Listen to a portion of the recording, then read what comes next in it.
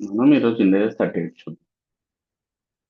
India's 38 intangible assets same India 16 లాగా ఉంటాయి concepts, కాకపోతే ఇంటాంజిబుల్ కాబట్టి కొన్ని ఇంటర్నల్లీ జనరేటెడ్ అసెట్స్ కానీ, సో మార్కెట్ షేర్స్ ఇలాంటి కొన్నిటికి వాల్యూ చేయలేము, అంటే కాస్ట్ కరెక్ట్ గా అనుకోలేము. సో అలాంటివి క్యాపిటలైజ్ చేయకూడదు. సో మిగిలినవన్నీ క్యాపిటలైజ్ చేస్తాము. సో ఇండియా 16 లాగే సేమ్ ఎడిషన్స్ ఉంటాయి, డెలిషన్స్ ఉంటాయి. సో అక్కడెక్కడ ఆల్మోస్ట్ సేమ్ ఉంటాయి. అక్కడ నార్మల్ గా అది ప్లాంట్ లో మనం ఎంప్లాయ్ శాలరీస్ ఇంక్లూడ్ చేయం ఏది ఇండియా 16 లో, ఎందుకంటే అది మనం శాలరీస్ అన్నది ఇండైరెక్ట్ ఎక్స్పెండిచర్ అవుతుంది అక్కడ. కానీ ఇక్కడ ఎంప్లాయీ శాలరీస్ ఉంటుంది కదా, అంటే డెవలపర్స్ ఎవరైతే ఈ ఇంటాంజిబుల్ అసెట్ ని డెవలప్ చేస్తున్నారో వాళ్ళ శాలరీస్ ఇంక్లూడ్ చేస్తాం. అదొకటి మేజర్ గా ఉంటుంది, మిగిలిన ఆల్మోస్ట్ ఏమి ఉండదు. ప్రొవిజన్ ఫర్ డీకమిషన్ లైబిలిటీ అనే కాన్సెప్ట్ ఉండదు, ఎందుకంటే దీన్ని మళ్ళీ డిస్మాంట్లింగ్ అవన్నీ చెయ్యం కాబట్టి, సో చేయని అవసరం లేదు కాబట్టి.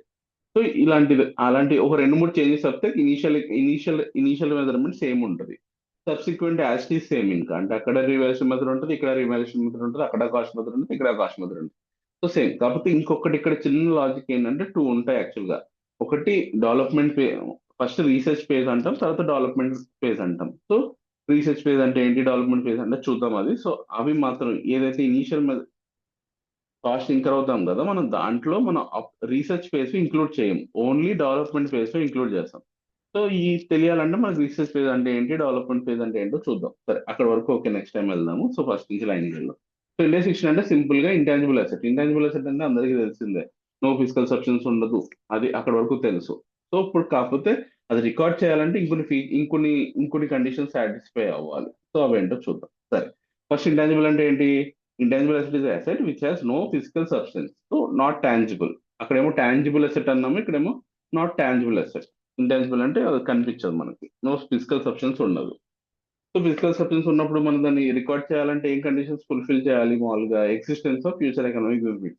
సో అక్కడ కూడా ఉంది కదా, ఫ్యూచర్ ఎకనామిక్ బెనిఫిట్స్ ఉండాలి అండ్ ఎంటిటీ కంట్రోల్లో ఉండాలి, ఎందుకంటే అది కనిపిస్తుంది కాబట్టి అసలు మనం దాన్ని మనం కంట్రోల్ చేయగలగాలి. అంటే మన సింపుల్ గా చెప్పాలి, ట్రేడ్ నేమ్స్.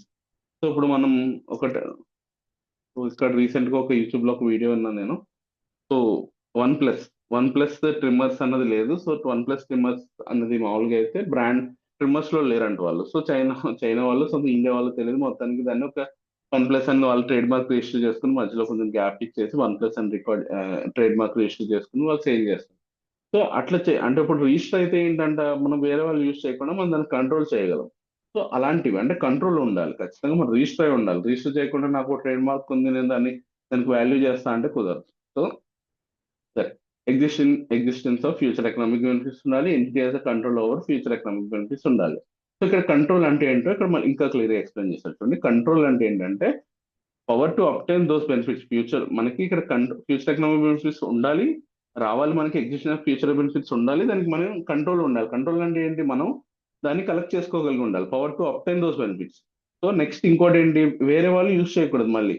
సో కామన్ గా ఎవరైనా యూజ్ చేయొచ్చు అంటే అది ఇంకా అది అంటే రిజిస్టర్ కానప్పుడు మనం దాన్ని మనం అసెట్ కింద చూడట్లేము, ఎందుకంటే ఎవరైనా యూజ్ చేయొచ్చు. సో మనకి మందని, సో ఏదైనా సరే మనం ఒక కాంట్రాక్ట్ ఏదైనా మనం సపోజ్ అమూల్ కానీ లేకపోతే హెరిటేజ్ కానీ ఇలాంటి ఏమన్నా కొంచెం సపోజ్ మిల్క్ రిలేటెడ్ గా మనం ట్రేడ్ మార్క్ తీసుకున్నామంటే మనం వాళ్ళ ప్రోడక్ట్ మనం మ్యానుఫ్యాక్చరింగ్ చేసి ట్రేడ్ మార్క్ అంటే వాళ్ళ లోగో మనం యూజ్ చేసి మనం దాన్ని సేల్ చేస్తున్నాం. సో దాన్ని మనం కొంటాం కాబట్టి దానికి వేరే ఇప్పుడు మనం ట్రేడ్ మార్క్ దాన్ని కంట్రోల్ చేయగలం. అంటే మనం తీసుకుని మళ్ళీ వేరే వాళ్ళు కూడా యూజ్ చేస్తున్నాం అనుకో, అదే trade mark without taking, so వాళ్ళ దగ్గర నుంచి ఫ్రాంచైజ్ ఏం తీసుకోకుండా అదే ఏరియాలో వాళ్ళకి వేరే వాళ్ళకి సేల్ చేస్తున్నారు అనుకో, సో మన దానికి ఇంకా వాల్యూ ఏముంటుంది, ఎవరైనా సేల్ చేసినప్పుడు. సో ఖచ్చితంగా ability to restrict others to access. So simple గా మనం ఫస్ట్ టూ కండిషన్ సాటిస్ఫై అవ్వమని చెప్పా. ఒకటి నో ఫిజికల్, అది పక్కన పెడితే existence of future economic benefits ఉండాలి, entity as control over those future economic benefits. ఈ రెండు కండిషన్ సాటిస్ఫై చేయాలి. కంట్రోల్ అంటే ఏంటి, power to obtain those benefits and ability to restrict others to access those benefits. ఈ రెండు కండిషన్ సాటిస్ఫై చేస్తే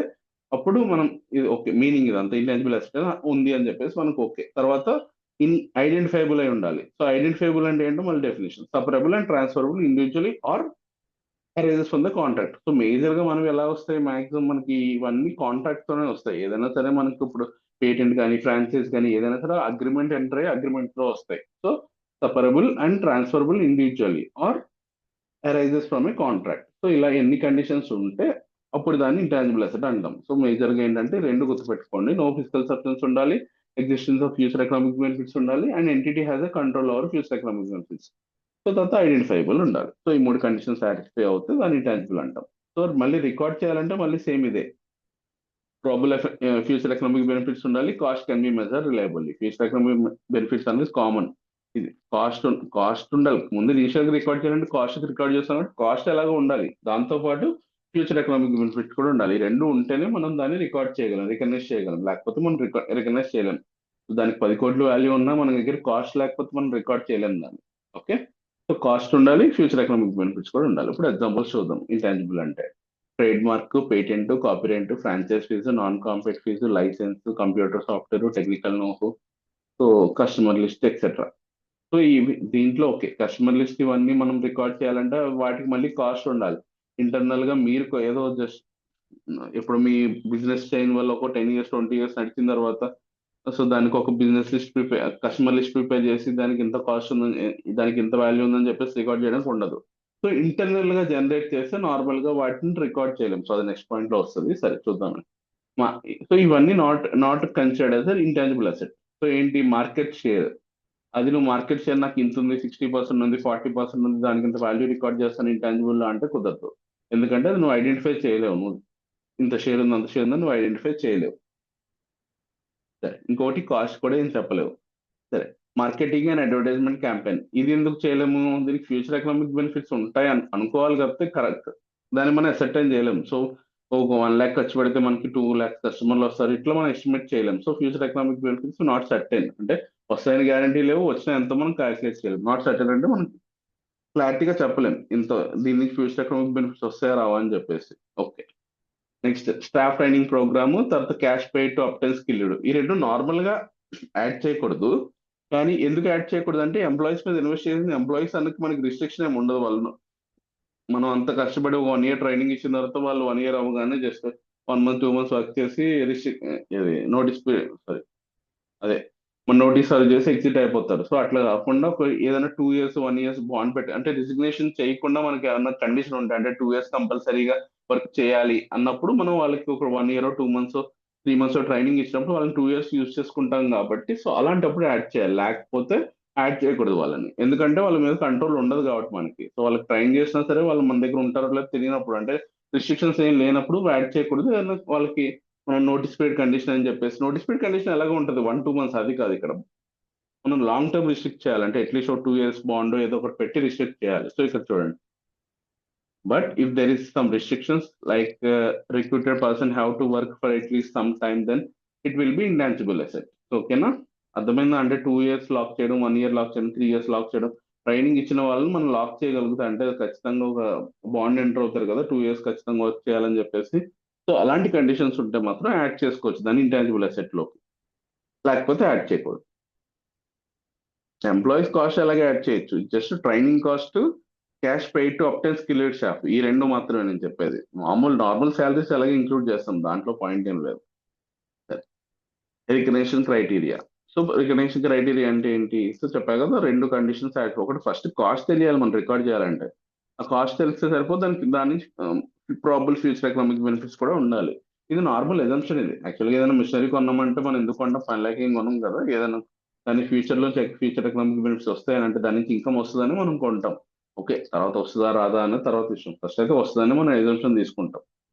every time ఇదేం చెక్ చేయము. ఆ క్వశ్చన్లో ఎక్కడైనా క్లియర్గా ఇస్తే దీని ఈ క్వశ్చన్స్ లో ఉంటది. ఇండెక్స్ 38 క్వశ్చన్ లో కొన్ని క్వశ్చన్స్ లో ఇస్తాడు. ఎందుకంటే ఇది కష్టపడి ఒక సాఫ్ట్వేర్ డెవలప్ చేసాం అనుకో, సపోజ్ అనుకుందాం, దానికి ఆల్రెడీ బెస్ట్ గా వేరేది ఉందో ఆల్రెడీ. మనం ఇంత కష్టపడిన తర్వాత దాన్ని రీచ్ అవ్వలేకపోయాం. సో మన దానికి సేల్స్ వస్తే లేదో తెలియదు. సో అలాంటిప్పుడు కొన్ని ఫెయిల్ అవుతా ఉంటాయి. సో ఈ ఇండెక్స్ 38 లో కొంచెం ఉంటాయి, అంటే ఫ్యూచర్ ఎకనామిక్ బెనిఫిట్స్ వస్తాయా రావని చెక్ చేసుకోవాలి. సో నార్మల్గా ఇండెక్స్ 16 లో అయితే మన ప్రాబ్లమే ఉండదు, కొన్నది ఖచ్చితంగా రికార్డ్ చేస్తాం. సరే, ఇనిషియల్ రికగ్నిషన్ ఇది ఆల్రెడీ సేమ్ ఇండియా 38 లో, సారీ ఇండియా 16 లో చెప్పిన కాన్సెప్ట్ ఇండియా 38 లో కూడా ఉంటుంది. సో అన్ని యాడ్ చేయాలి. So purchase price minus rate discount, import duties, legal fee, professional customisation cost, testing ఇది ఒకటి ఇంపార్టెంట్. టెస్టింగ్ కాస్ట్ అక్కడ యాడ్ చేసాం, ఇక్కడ అక్కడ కూడా యాడ్ చేసాము. సో ఇక్కడ కూడా యాడ్ చేయాలి. ఎంప్లాయీస్ కాస్ట్, ఇదో ఎంప్లాయీ కాస్ట్ చెప్పాను కదా, నార్మల్ గా అక్కడ ఉండదు employee cost. Only labour, direct manufacturing use, direct construction లో యూస్ అయ్యే లేబర్ మాత్రమే యాడ్ చేస్తాం. ఇక్కడ నార్మల్ అందరు ఎంప్లాయీస్ కూడా యాడ్ చేస్తాం, అంటే సాఫ్ట్వేర్ కోడింగ్ అవన్నీ యాడ్ చేస్తామని చెప్తున్నారు. Any other development phase expenditure, any other direct attributable cost.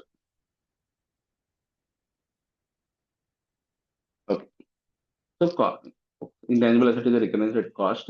Cost includes any direct attributable cost necessary to bring intangible asset to condition intended by the management. So ఇది అర్థమైంది. So ఇక్కడ దీంట్లో గుర్తుపెట్టుకోవాల్సిందంటే ఏమి separate గా ఏం లేదు. Employee cost, salaries pay to software coding etcetera, అంటే ఆ సాఫ్ట్వేర్ డెవలప్ చేయడానికి యూజ్ అయ్యే సాలరీస్ అన్ని యాడ్ చేసుకోవాలి. టెస్టింగ్ కాస్ట్ యాడ్ చేసుకోవాలి. డెవలప్మెంట్ పేజ్ రిలేటెడ్ ఎక్స్పెండిచర్ ఏదైనా యాడ్ చేసుకోవాలి. డైరెక్ట్ కాస్ట్ ఇంకా మీకు అంటే మీకు ఈ పాయింట్లు ఎక్కడ రాకుండా మీకు అది ఏదైనా కొత్త ఎక్స్పెండిచర్ వచ్చిందా కదా డైరెక్ట్ ఇండైరెక్ట్ చెక్ చేసుకోవాలి. డైరెక్ట్ ఇండైరెక్ట్ అంటే మీకు ఆల్రెడీ ఒకసారి ఇండెక్స్ 2లో చెప్పా, ఇండెక్స్ 16లో చెప్పా. అంటే a cost up to the location and stage, ఆ స్టేజ్ కి వచ్చే అంటే ఆ లొకేషన్ కి ఆ స్టేజ్ కి వచ్చే వరకు వచ్చే అంటే కంప్లీట్ అయ్యే కాస్ట్ అన్ని యాడ్ చేయాలి అంటే డైరెక్ట్ కాస్ట్ అన్ని. తర్వాత ఇవన్నీ మెయింటెనెన్స్ కాంట్రాక్ట్లు ఇవన్నీ యాడ్ చేయకూడదు, గుర్తుపెట్టుకోండి. సరే ఇక్కడ ఎలాగో ఉంటాయి. సో గుర్తుందిగా అక్కడ కూడా చెప్పాను, మళ్ళీ ఇక్కడ కూడా సేమ్ అదే కండిషన్. ఏదైనా ట్యాక్సెస్ అన్నప్పుడు నాన్ రిఫండబుల్ అంటేనే యాడ్ చేయాలి. ఏమి ఇవ్వకపోయినా సరే, సైలెంట్ గా ఉన్నా సరే నాన్ రిఫండబుల్ అనుకుని యాడ్ చేయండి అంతే. జిఎస్టీయా, ఇంపోర్ట్ డ్యూటీయా, బేసిక్ డ్యూటీయా, కస్టమ్ డ్యూటీయా, ఏదన్నది మర్చిపోండి. ఇస్తే రిఫండబుల్ అని ఇస్తే యాడ్ చేయొద్దు, లేకపోతే యాడ్ చేయండి. ఆల్రెడీ రిఫండబుల్ అని చెప్పి యాడ్ చేసి ఉంటే మైనస్ చేయండి. ఓకే, గుర్తుపెట్టుకోండి. Following items are not included in the cost of intangible asset. ఏంటివి? సో అక్కడ ఉన్నవి ఇక్కడ ఉంటాయి. అక్కడ ఉన్నవి మ్యాక్సిమం ఇక్కడ చూడండి, ఆపరేటింగ్ కాస్ట్, మెయింటెనెన్స్ కాస్ట్, తర్వాత subsequent cost on intangible asset. అంటే ఒక్కసారి అయిపోయిన తర్వాత దానికి తర్వాత ఏ కాస్ట్ ఏమి యాడ్ చేయకూడదు. క్యాష్ డిస్కౌంట్ కానీ, ఎర్లీ సెటిల్మెంట్ డిస్కౌంట్ కానీ, interest on loan taken unless allowed by the index 23 అక్కడ కూడా ఉంటుంది. రీసెర్చ్ పేస్ ఇక్కడ ఒకటి యాడ్ అవుతుంది ఏంటంటే రీసెర్చ్ పేస్. సరే, ఈ రీసెర్చ్ పేజ్ అంటే కింద చూద్దాము, దాని పక్కన పెట్టండి. అడ్మినిస్ట్రేటివ్ అక్కడ కూడా ఉంది. Preliminary expenditure, cost of advertisement or promotion, cost of conducting conference for introduction or launching of intangible asset, cost of staff training. So ఈ రెండు గుర్తున్నాయి కదా, కాస్ట్ ఆఫ్ స్టాఫ్ ట్రైనింగ్ ఒకటి, తర్వాత cost on recruiting the skilled employees అని చెప్పేసి ఇందాక చూసారు కదా, ఆ రెండు నార్మల్గా ఇంక్లూడ్ చేయకూడదు. కానీ ఎక్కడైనా క్వశ్చన్ లో వాళ్ళని రిస్ట్రిక్ట్ చేయిస్తాం అంటే క్వశ్చన్ లో వస్తాయి మీకు. సో నోట్ అని చెప్పి లేకపోతే బ్రాకెట్ లో ఇస్తాడు. So entity can restrict them for up to 1 year అనో 2 years అని ఇస్తాడు. అలాంటప్పుడు ఇంక్లూడ్ చేసుకోండి, ప్రాబ్లం లేదు. సరే, ఇక్కడ వరకు అర్థమైంది కదా. దీంట్లో అంత ఇంపార్టెంట్ పాయింట్ ఏం లేదు. ఇక్కడ ఒక రీసెర్చ్ పేజ్ ఎక్స్పెన్సెస్ ఉంది కదా, అది ఒక్కటి గుర్తుపెట్టుకోండి. గుర్తుపెట్టుకోకలే, ఈ చాప్టర్ రీసెర్చ్ పేజ్ మీద డెవలప్ అయి ఉంటుంది. రీసెర్చ్ పేజ్ డెవలప్మెంట్ ఫేజ్ అర్థం కాకపోతే చాప్టర్ లో అసలు మనం యాడ్ చేయలేం. Specific point remember in case of internally generated. So internally generated దానికే కదా రీసెర్చ్ పేజ్ డెవలప్మెంట్ ఫేజ్ ఉంటుంది. మనం బయట నుంచి కొన్నది డైరెక్ట్ గా అది డైరెక్ట్ గా రెడీ టు యూజ్ అసెట్ ని కొంటాం నార్మల్ గా. ఓకే, సో దాని అలాంటి వాటికి ఏం ప్రాబ్లం లేదు. కానీ ఇంటర్నల్ గా జనరేట్ చేసినప్పుడు మాత్రం మనం ఫస్ట్ రీసెర్చ్ చేస్తాం, తర్వాత డెవలప్మెంట్ చేస్తాం. రీసెర్చ్ అంటే ఏంటి? సింపుల్ గా ముందు మనం ఏదన్నా ప్రాజెక్ట్ చేయాలంటే ఫీజిబిలిటీ స్టడీ చేస్తాం, మార్కెట్ సర్వే చేస్తాము, ఆ చుట్టుపక్కల ఉన్న లొకేషన్స్ ఇవన్నీ మనం ఒకసారి చెక్ చేసుకుంటాము. సో అక్కడ రోడ్ ఫెసిలిటీస్ ఉన్నాయా, వాటర్ ఫెసిలిటీస్ ఉన్నాయి. సో ముందు ఇలా మొత్తం రీసెర్చ్ చేసి అప్పుడు మనము డెవలప్మెంట్ స్టార్ట్ చేస్తాం మనం. సో అంటే అది జనరల్ ఫేజ్. సరే, అది ఇంకా ఇక్కడ క్లియర్ గా ఇక్కడ అంత కన్ఫ్యూజన్ కూడా ఉండదు, వాడే ఇచ్చేస్తాడు. ఏదైతే డెవలప్మెంట్ ఫేజ్ కాదో అదంతా research phase. So development phase definition correct గా చూస్తే మనకి రీసెర్చ్ ఫేజ్ గురించి కన్ఫ్యూజన్ ఏం లేదు. అంటే ఇక్కడ 2 ఫీజిబిలిటీస్ ఉంటాయి, ఒకటి టెక్నికల్ ఫీజిబిలిటీ, ఒకటి regulatory approval. Regulatory feasibility, regulatory approval అంటాం. సో అంటే గవర్నమెంట్ నుంచి పర్మిషన్ కావాలి, ఎందుకంటే ఇవి మాక్సిమం డ్రగ్స్ ఇలాంటివి ఉంటాయి కదా మనకి. ఇది ఫార్ములాస్ ఇవన్నీ ఉంటాయి కదా. సో అవి మనం ఏదైనా యూజ్ చేయాలని డైరెక్ట్ యూజ్ చేయలేము. సో దానికి రెగ్యులేటరీ అప్రూవల్ కావాలి, తర్వాత టెక్నికల్ ఫీజిబిలిటీ కావాలి. సో ఈ రెండు టెక్నికల్ ఫీజిబిలిటీ కంప్లీట్ అయ్యి అంటే రెడీ టు యూస్ ఉండాలి అది, తర్వాత రెగ్యులేటరీ అప్రూవల్ కూడా వచ్చి ఉండాలి. సో ఈ రెండు కండిషన్స్ ఫుల్ఫిల్ చేస్తే అప్పుడు దాని డెవలప్మెంట్ ఫేజ్ అంటాం. అంటే అప్పటి వరకు జరిగేదంతా research phase. Okay, so plan and research phase అంటే ఏంటో చూడండి. Plan and investigation to gain the new knowledge. Expenses made during the research phase is not recognised intangible asset. చెప్పాక ఇవి ఇంటాంజిబుల్ అసెట్ కింద రికార్డ్ చేయకూడదు అంటే యాడ్ చేయకూడదు వీటిని. సరే, డెవలప్మెంట్ ఫేజ్ మాత్రం యాడ్ చేయాలి. డెవలప్మెంట్ ఫేజ్ అంటే ఏంటి? అప్లికేషన్ ఆఫ్ రీసెర్చ్ చేసి దాని నాలెడ్జ్ అప్లై చేసి మనం డెవలప్ చేస్తాం కదా, అది ఆ ఫేజ్ డెవలప్మెంట్ ఫేజ్ అంటే. So application of research finding to develop the intangible asset. Development phase starts after establishment of technical feasibility and regulatory. దీని మీద ఒక 3 to 4 క్వశ్చన్స్ ఉంటాయి. Technical feasibility and regulatory feasibility. Technical అంటే మనకి ఆ product ready అవ్వడం, so అది technical feasibility. Regulatory అంటే ఏంటి? గవర్నమెంట్ నుంచి అప్రూవల్స్ పెండింగ్ ఉంటే అవి వచ్చిన తర్వాత అప్పటి నుంచి డెవలప్మెంట్ స్టేజ్. సో ఇక్కడ గుర్తుపెట్టి ఆఫ్టర్ అన్నాడు. ఆఫ్టర్ అంటే ఏంటి? Which ever is later. Which ever is earlier కాదు, రెండు కంప్లీట్ అయిన తర్వాత. ఆఫ్టర్ అంటే రెండిట్లో విచ్ ఎవర్ ఇస్ లేటర్. అంటే ఫస్ట్ ఒకటి వచ్చేసింది ఆల్రెడీ, ఇయర్ స్టార్టింగ్ లోనే ఒకటి వచ్చింది, ఇయర్ ఎండింగ్ లో ఇంకోటి వచ్చింది అనుకో, ఆ ఇయర్ ఎండింగ్ లో వచ్చిన తర్వాత నుంచి మనం దాన్ని డెవలప్మెంట్ ఫేజ్ అంటాం. Okay. It is it is a date on which recognition criteria on internal generated intangible asset is met. అంటే ఇంటర్నల్ గా జనరేట్ చేసిన అసెట్ ని మనం రికార్డ్ చేయడానికి ఈ రెండు విచ్ ఇస్ లేటర్ అంటే అప్పటి నుంచి మనకి ఎలిజిబిలిటీ వచ్చింది అన్నట్టు, నథింగ్ బట్ మనం రికార్డ్ చేయడానికి. Expenses made during the research phase recognise intangible asset. So suppose 10 లక్షలు ఖర్చు పెట్టాం, దాంట్లో 3 lakhs రీసెర్చ్ పే ఎక్స్పెండిచర్ ఉంది అనుకో, 7 lakhs మాత్రమే ఇంటాంజిబుల్ అసెట్ రికార్డ్ చేయాలి. ఈ 3 lakhs P&L ఛార్జ్ అయిపోతుంది అసెట్ కింద రికార్డ్ చేయకుండా. సరే. ఇంటర్నల్ గా జనరేట్ చేసిన బ్రాండ్స్ కానీ, మాస్టర్ హెడ్స్ కానీ, publishing tiles, customers, internal generate అంటే దానికి కాస్ట్ కరెక్ట్ గా మనం ఐడెంటిఫై చేయలేం కాబట్టి రికగ్నైజ్ చేయలేం దాన్ని. Since their cost cannot be measure reliably. గుర్తుపెట్టుకోండి, గుడ్ విల్ కానీ ఏదైనా సరే. If research if research project is ఇది ఇంపార్టెంట్. ఇదేంటంటే ఇండేస్ 103 చూసుకోవడం మీకు అర్థమవుతుంది. ఇండేస్ 103 అంటే బిజినెస్ కాంబినేషన్, బిజినెస్ ఎక్విజిషన్ చేసినప్పుడు ఏంటంటే వేరే బిజినెస్ ఎక్వైర్ చేసినప్పుడు అప్పుడు వాళ్ళకి రీసెర్చ్ ఫేజ్ అది. సో మనం ఎక్వైర్ చేస్తున్నాం కాబట్టి అది మనం డైరెక్ట్ గా పర్చేజ్ చేస్తున్నాం కాబట్టి మనం దాన్ని రికార్డ్ చేయొచ్చు. ఏ వాల్యూకి రికార్డ్ చేయాలంటే ఫేర్ వాల్యూకి రికార్డ్ చేయాలి. ఇండేస్ 103లో అన్ని ఫేర్ వాల్యూకి రికార్డ్ చేయాలి. గుర్తుపెట్టుకోండి, ఇండేస్ 103లో అన్ని ఫేర్ వాల్యూకి రికార్డ్ చేయాలి. సరే, అదే ఇండేస్ 105 అసెట్స్ ఉంటాయి కదా, non current held for sale, అది fair value less cost record చేయాలి. మిగిలినవన్నీ ఫేర్ వాల్యూకి రికార్డ్ చేయాలి నార్మల్ గా. సో ఫేర్ వాల్యూ అది ఒక్కటి రికార్డ్ చేయాలి. ప్రాజెక్ట్ కన్ఫ్యూజ్ అవ్వద్దు ఇక్కడ. నార్మల్ గా ప్రాజెక్ట్ ఎక్స్పెండిచర్స్ ఏమి రీసెర్చ్ పేజ్ లో ఉన్న ఎక్స్పెండిచర్స్ ఏమి యాడ్ చేయకూడదు.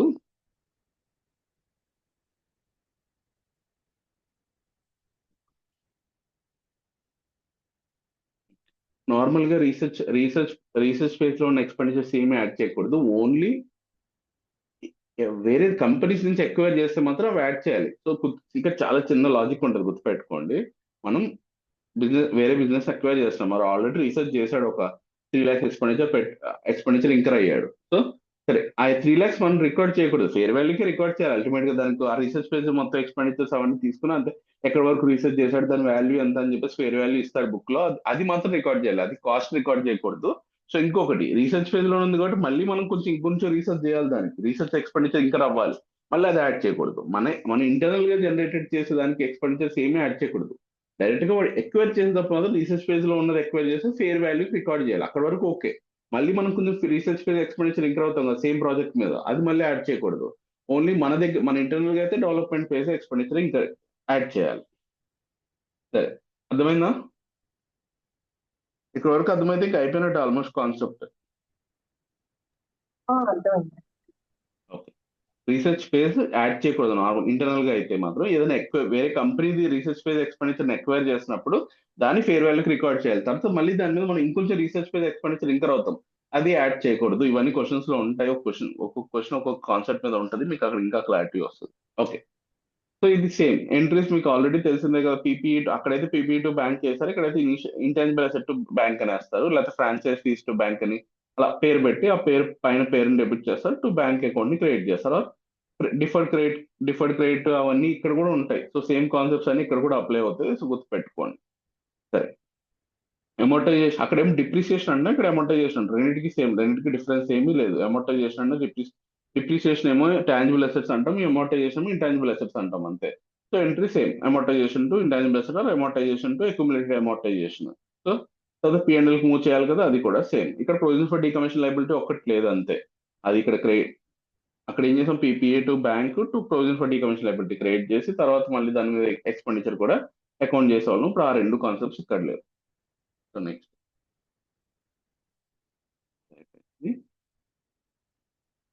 If intangible asset is acquired and differ settlement చెప్పగా అక్కడ కాన్సెప్ట్. సో గుర్తుపెట్టుకోండి, ఇక్కడ ఈ డిఫర్డ్ మీకు అక్కడ చెప్పాను, మళ్ళీ గుర్తుందో లేదో. So two types of differ settlement ఉంటుంది ఇక్కడ సమ్స్ లో. ఒకటి ఈఎంఐ స్ట్రక్చర్, ఇంకోటి ఏమో వాడు క్లియర్ గా ఇచ్చేస్తాడు. ఇప్పుడు కొంటే 10,000, నెక్స్ట్ నువ్వు 1 year తర్వాత పేమెంట్, అప్పుడు పేమెంట్ చేస్తే 10,000, నెక్స్ట్ ఇయర్ లో పేమెంట్ చేస్తే మాత్రం 12,000 అంటాడు. అంటే 10,000 రికార్డ్ చేయాలి. So intangible asset account debit to vendor account are account payables account 10,000 record చేసి 2,000 మాత్రం ఇయర్ ఎండింగ్ లో మాత్రం ఇంట్రెస్ట్ కింద రికార్డ్ చేస్తాం. ఎంట్రీ ఏంటి, finance cost account debit to vendor account are account payables account. Okay. So ఇంకొకటి ఏంటని చెప్పాను, ఈఎంఐ స్ట్రక్చర్. ఈఎంఐకి స్ట్రక్చర్ చేసినప్పుడు ఏం చెప్పాం, మనం ఆల్రెడీ నేను చేసాం కదా, ప్రెజెంట్ వాల్యూకి తీసుకొచ్చి ఆ ఈఎంఐస్ అన్నింటినీ ప్రెజెంట్ వాల్యూకి తీసుకొచ్చి యాడ్ చేసి అది రికార్డ్ చేయాలి. సో నిన్న చెప్పాను, మళ్ళీ మళ్ళీ చెప్తున్నాను, ఎందుకంటే ఇది చిన్న కామన్ మిస్టేక్ చేస్తుంటాం. ప్రెజెంట్ వాల్యూకి చేయాలా వద్దా అంటే, ఇయర్ ఎండింగ్ అంటే ఫస్ట్ ఈఎంఐ ప్రెజెంట్ వాల్యూకి చేయాలా వద్దా అనేది ఒకసారి ఒకసారి మళ్ళీ రీచెక్ చేసుకోండి, కన్ఫర్మ్ చేసుకోండి. ఇయర్ ఎండింగ్ అంటే చేయాలి ఖచ్చితంగా. అదే ఇయర్ బిగినింగ్ లో కానీ స్పాట్ పేమెంట్ అని, డౌన్ పేమెంట్ అని, లేకపోతే ఎక్కడో క్వశ్చన్ లో చిన్న బిగినింగ్ ఆఫ్ ది ఇయర్స్ అని ఇలాంటి క్వశ్చన్స్ ఉంటాయి, అలాంటివి చేయకూడదు. డైరెక్ట్ గా ఫస్ట్ ఇన్స్టాల్మెంట్ ని 1 తో ఇంటూ చేయాలి, రిమైనింగ్ వాటికి ప్రెసెంట్ వాల్యూని తీసుకురావాలి. సో ఇది తెలిసిందే. ఎక్స్చేంజ్ ఆఫ్ ఎసెట్స్ మీరు ఆల్రెడీ అక్కడ విన్నారు కాబట్టి క్లారిటీ ఉండి ఉంటుంది. ఎక్స్చేంజ్ ఆఫ్ ఎసెట్స్ లో ఏం చూడాలి, ఫస్ట్ కమర్షియల్ సబ్స్టెన్స్ ఉందా లేదా చూడాలి. కమర్షియల్ సబ్స్టెన్స్ ఉంటే వాటిని వాటిని 3 ప్రయారిటీస్ ఉంటాయి. First priority, second priority, third priority. First priority ఏంటి గుర్తుందా? Fair value of Assets given up. fair value of asset given up, first priority. Second priority, fair value of asset received. Third priority, carrying value of the asset given up. So మొత్తం ఈ 3 priorities అంటే, first priority ఉంటే second ప్రయారిటీకి వెళ్ళకూడదు, second priority ఉంటే third ప్రయారిటీకి వెళ్ళకూడదు. First లేకపోతే సెకండ్కి వెళ్ళాలి, సెకండ్ లేకపోతే థర్డ్కి వెళ్ళాలి. సో ఓకే, క్యాష్ రిసీవ్డ్ ఉంటే ఏం చేయాలి, ఆ వాల్యూ ఫేర్ వాల్యూ అదే first priority, second priority, third priority తీసుకున్న తర్వాత అసెట్ క్యాష్ రిసీవ్డ్ అని ఉంది, క్యాష్ రిసీవ్డ్ ఆర్ పెయిడ్ ఉంది. క్యాష్ రిసీవ్డ్ అంటే ఏంటి, వచ్చే అసెట్ వాల్యూ తక్కువ కాబట్టి సో మైనస్ చేయాలి. క్యాష్ రిసీవ్డ్ ఉంటే, పెయిడ్ ఉంటే ప్లస్ చేయాలి. గుర్తుపెట్టుకోండి, మన అడిషనల్ గా పే చేస్తాం అంటే మనకు వచ్చే అసెట్ ఎక్కువ ఉంది. ఇది అల్టిమేట్ గా ఏంటి, ఉన్న అసెట్ ని రికార్డ్ చేయడానికి కాదు, ఇది ఉన్న అసెట్ ని క్రియేట్ చేస్తారు, క్యారింగ్ అమౌంట్ క్రియేట్ అయిపోతుంది. డెబిట్ అంటే కొత్త అసెట్ ని ఎంతకు రికార్డ్ చేయాలి, సో ఏ వాల్యూకి రికార్డ్ చేయాలనేది పాయింట్. దానికోసమే first priority, second priority, third priority, cash ని యాడ్ చేయడం, రిసీవ్డ్ అయితే మైనస్ చేయడం, లేకపోతే పెయిడ్ అయితే ప్లస్ చేయడం, ఇవన్నీ డైరెక్ట్ కాస్ట్, ఇంకా డైరెక్ట్ కాస్ట్ అని ఉంటే అవన్నీ యాడ్ చేయడం, ఇలాంటివన్నీ ఉంటాయి. లేకపోతే ఆ కాన్సెప్టే ఉండదు. సరే ఇది okay. If intangible asset is acquired in the exchange of assets. Okay, if intangible asset అయితే అయిపోయింది. If good will is acquired in the business combination. ఈ క్వశ్చన్ ఇచ్చాడు, 103 క్వశ్చన్ ఇది. కాకపోతే ఇక్కడ ఎక్స్ప్లెనేషన్ ఇవ్వలేదు, కానీ సమ్స్ మాత్రం ఇక్కడ ఇస్తాడు. సో సింపుల్ గా చెప్తాను నీకు సమ్స్ కోసం. ఇక్కడ గుడ్ విల్ అనే కాన్సెప్ట్ వచ్చినప్పుడు, గుడ్ విల్ లో 2 టైప్స్ ఆఫ్ గుడ్ విల్స్ ఉంటాయి. ఒకటి ఫుల్ గుడ్ విల్, ఒకటి partial good will. Full good will, partial good will. Full good will అంటే ఏంటి, మొత్తం గుడ్ విల్ అన్నట్టు సింపుల్ గా, వాళ్ళ వర్డింగ్ ప్రకారం అయితే ఫుల్ గుడ్ విల్. కానీ ఫుల్ గుడ్ విల్ ఎప్పుడు వస్తుంది, పార్షియల్ గుడ్ విల్ ఎప్పుడు వస్తుంది అంటే, మనకి మీకు 103 బిజినెస్ కాంబినేషన్ ఒక్కసారి జస్ట్ పైన ఒకసారి చెప్తున్నా చూడండి. బిజినెస్ కాంబినేషన్ అంటే దాంట్లో మనకి మనం ఒక బిజినెస్ ని వేరే బిజినెస్, మన బిజినెస్ వేరే బిజినెస్ ఎక్వైర్ చేయడానికి బిజినెస్ కాంబినేషన్, బిజినెస్ ఎక్విజిషన్ అంటాం. సో అప్పుడు ఏం చేస్తాం, మన బిజినెస్ వేరే బిజినెస్ ఎక్వైర్ చేస్తున్నప్పుడు మనం వాళ్ళకు అమౌంట్ పే చేస్తాం, దాన్ని పర్చేస్ కన్సిడరేషన్ అంటాం. సో సపోజ్ వాళ్ళ బిజినెస్ వాల్యూ మొత్తం అంటే వాళ్ళ అసెట్స్ అన్ని ఫేర్ వాల్యూ చేస్తే ఒక 10,000 వచ్చినాయి, ఒక 10,000 కోట్లు వచ్చింది అనుకుందాం. సో మనం ఎంత పే చేస్తాం, 12 crore రూపీస్ పే చేస్తాం. 100% ఎక్విజిషన్ అనుకుందాం సింపుల్ గా. సో 10,000 కోట్లు మనమేమో 12,000 crores పే చేస్తున్నాం వాటికి. ఎందుకు ఈ 2,000 crores ఎందుకు ఎక్కువ పే చేస్తున్నాం, సో వాళ్ళ గుడ్ విల్ అది, అంటే ఆల్రెడీ ఎస్టాబ్లిష్ బిజినెస్ కాబట్టి. సో వాళ్ళకి ఆల్రెడీ కస్టమర్స్ ఉంటారు, ఎంప్లాయీస్ ఉంటారు. సో మళ్ళీ మనం కొత్తగా స్టార్ట్ చేసిన అవసరం లేదు కాబట్టి, మళ్ళీ మనం డైరెక్ట్ గా రెవెన్యూ జనరేట్ అవుతుంది కాబట్టి గుడ్ విల్ పే చేస్తాం. వాళ్ళు బిజినెస్ రన్ చేస్తున్నాం, ఇప్పుడు ఆల్రెడీ రన్ చేశారు కాబట్టి. సింపుల్ గా చెప్పాలంటే, మనం ఆల్రెడీ ఒక హోటల్ని ఎక్వైర్ చేస్తున్నాం, లేదా ఒక పాన్ షాప్ ని ఎక్వైర్ చేస్తున్నాం మనం. ఆ పాన్ షాప్ కి ఆల్రెడీ రెగ్యులర్ కస్టమర్స్ ఉంటారు. సో అది ఆల్రెడీ ఇక్కడ ఒక పాన్ షాప్ ఉందని అందరికీ తెలుసు. సో నార్మల్ గా అందరూ వస్తుంటారు, వెళ్తుంటారు కాబట్టి ఆ ఎసెట్స్ అంటే ఒక పాన్ షాప్ వాల్యూ కంటే మనం కొంచెం ఎక్కువ ఇస్తాం. సో దాన్నే గుడ్ విల్ అంటాం. సో ఇలా అలాగే ఓకే, ఇప్పుడు గుడ్ విల్ అంటే అర్థమైంది కదా. సో మనం purchase price greater than the fair value of the asset, simple గా చెప్పాలంటే. సో మనం ఫేర్ వాల్యూ, దాని ఫేర్ వాల్యూ కంటే మనం ఎక్స్ట్రా పే చేసిన దాన్ని గుడ్ విల్ అన్నాం. సో ఇప్పుడు partial good will, full good will ఏంటి, సో ఇక్కడ యాక్చువల్ గా 100% ఎక్వైర్ చేస్తే ఇది ప్రాసెస్. 100% కాకుండా ఒక కాల్ వస్తుంది.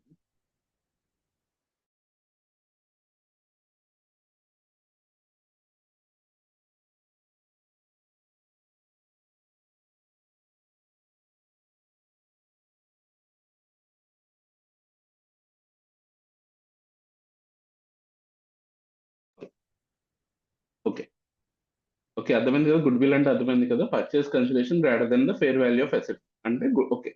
ఇప్పుడు ఏంటంటే, ఇప్పుడు 100% ఎక్వైర్ చేయట్లేదు, 80% ఎక్వైర్ చేస్తున్నాం, అంటే 20% వాళ్ళకి వదిలేస్తున్నాం. సో ఇప్పుడు మనం ఏం చేస్తామంటే పర్చేస్ కన్సిడరేషన్ తీసుకుని దానికి 20% వాల్యూ కూడా యాడ్ చేసి దాని నుంచి మనం ఫేర్ వాల్యూ ఆఫ్ అసెట్స్ తీసేస్తాం. అంటే సింపుల్ గా మనకు పర్చేస్ కన్సిడరేషన్ అది 80% ఎక్కువలే, 100% కావాలి కాబట్టి సో 100% ఈ 20% కూడా యాడ్ చేస్తాం, మనం దాని వాల్యూ కూడా యాడ్ చేసి దాన్ని మనము ఫేర్ వాల్యూ ఆఫ్ అసెట్స్ తో మైనస్ చేస్తే అప్పుడు మనకి గుడ్ విల్ వస్తుంది. ఓకేనా? అర్థమైందా?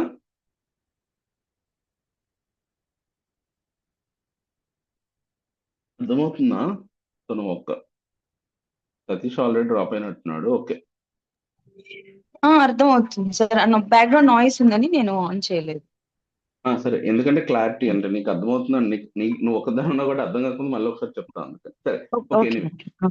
ఆ, సో ఇప్పుడు మనకి పర్చేస్ గుడ్ విల్ కాన్సెప్ట్ అర్థమైంది కదా. పర్చేస్ కన్సిడరేషన్ మనం వాళ్ళకి పే చేసి అంటే ఫేర్ వాల్యూ ఆఫ్ అసెట్స్ కంటే ఎక్కువ పే చేస్తే దాని ఆ డిఫరెన్స్ ని గుడ్ విల్ అంటున్నాం. సేమ్ అలాగే ఇప్పుడు అవును. మనం 100% ఎక్వైర్ చేస్తే ఓకే, కానీ ఒక 80% ఎక్వైర్ చేస్తాం. 80% ఎక్వైర్ చేసినప్పుడు ఏమొస్తుంది? పర్చేస్ కన్సిడరేషన్ ఏమో 80% ఉంటుంది, ఫేర్ వాల్యూ ఆఫ్ అసెట్స్ ఏమో 100% ఉంటుంది కాబట్టి దీన్ని కంపేర్ చేయాలి. సో అప్పుడు ఏం చేస్తున్నాం? పర్చేస్ కన్సిడరేషన్ కి మనం ఎన్సిఏ అంటాం, నాన్ కంట్రోలింగ్ ఇంట్రెస్ట్ అంటాం. ఎన్సిఐ అంటాం, నాన్ కంట్రోలింగ్ ఇంట్రెస్ట్ పోర్షన్ అంటే 20% వాల్యూ. దాన్ని మనం కంట్రోల్ చేయట్లేదు కాబట్టి దాన్ని నాన్ కంట్రోలింగ్ ఇంట్రెస్ట్ అంటాము. కంపెనీలో ఒక 20% ఎక్వైర్ చేయట్లేదు అంటే 20% మన కంట్రోల్లో ఉండదు, దాన్ని నాన్ కంట్రోలింగ్ ఇంట్రెస్ట్ అంటాం. దాన్ని ఆ 20% కూడా యాడ్ చేసి అప్పుడు నెట్ అసెట్స్ తో కంపేర్ చేసి మనం అప్పుడు కూడా పర్చేస్ కన్సిడరేషన్, సారీ, అప్పుడు పర్చేస్ కన్సిడరేషన్ ప్లస్ ఎన్సీఏ ఉంటుంది కదా, అది మనకి నెట్ క్యారింగ్ వాల్యూ కంటే అసెట్స్ వాల్యూ కంటే ఎక్కువ ఉంటే అప్పుడు దాన్ని గుడ్ విల్ అంటాం.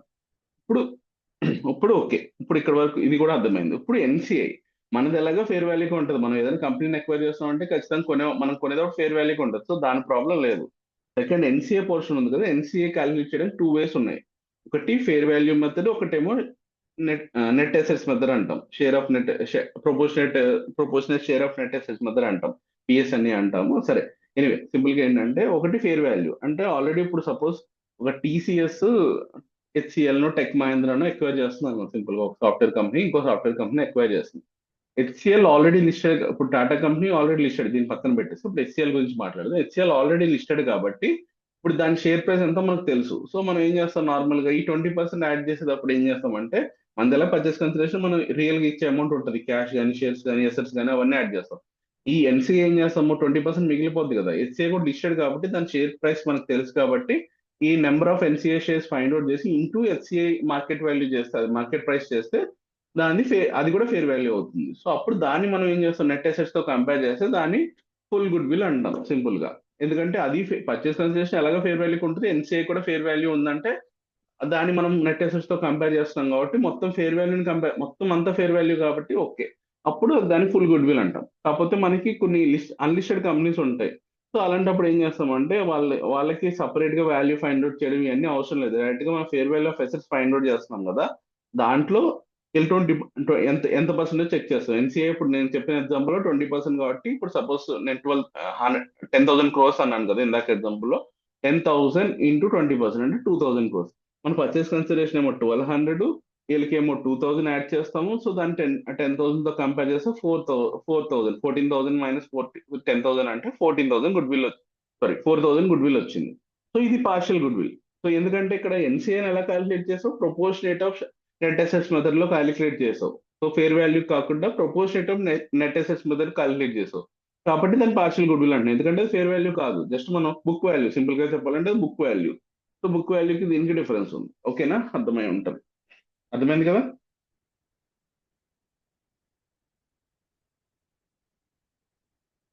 అట్లీస్ట్ ఓకే మెసేజ్ చేయను. ఓకే నీకు బ్యాక్గ్రౌండ్ వాయిస్ ఉంటే జస్ట్ అట్లీస్ట్ ఎస్ అని మెసేజ్ చేస్తే సరిపోతుంది. ఎవ్రీ టైం జస్ట్ నీకు క్లారిటీ ఉందా లేదని చెప్పి స్టార్ట్, అంతే. ఓకే.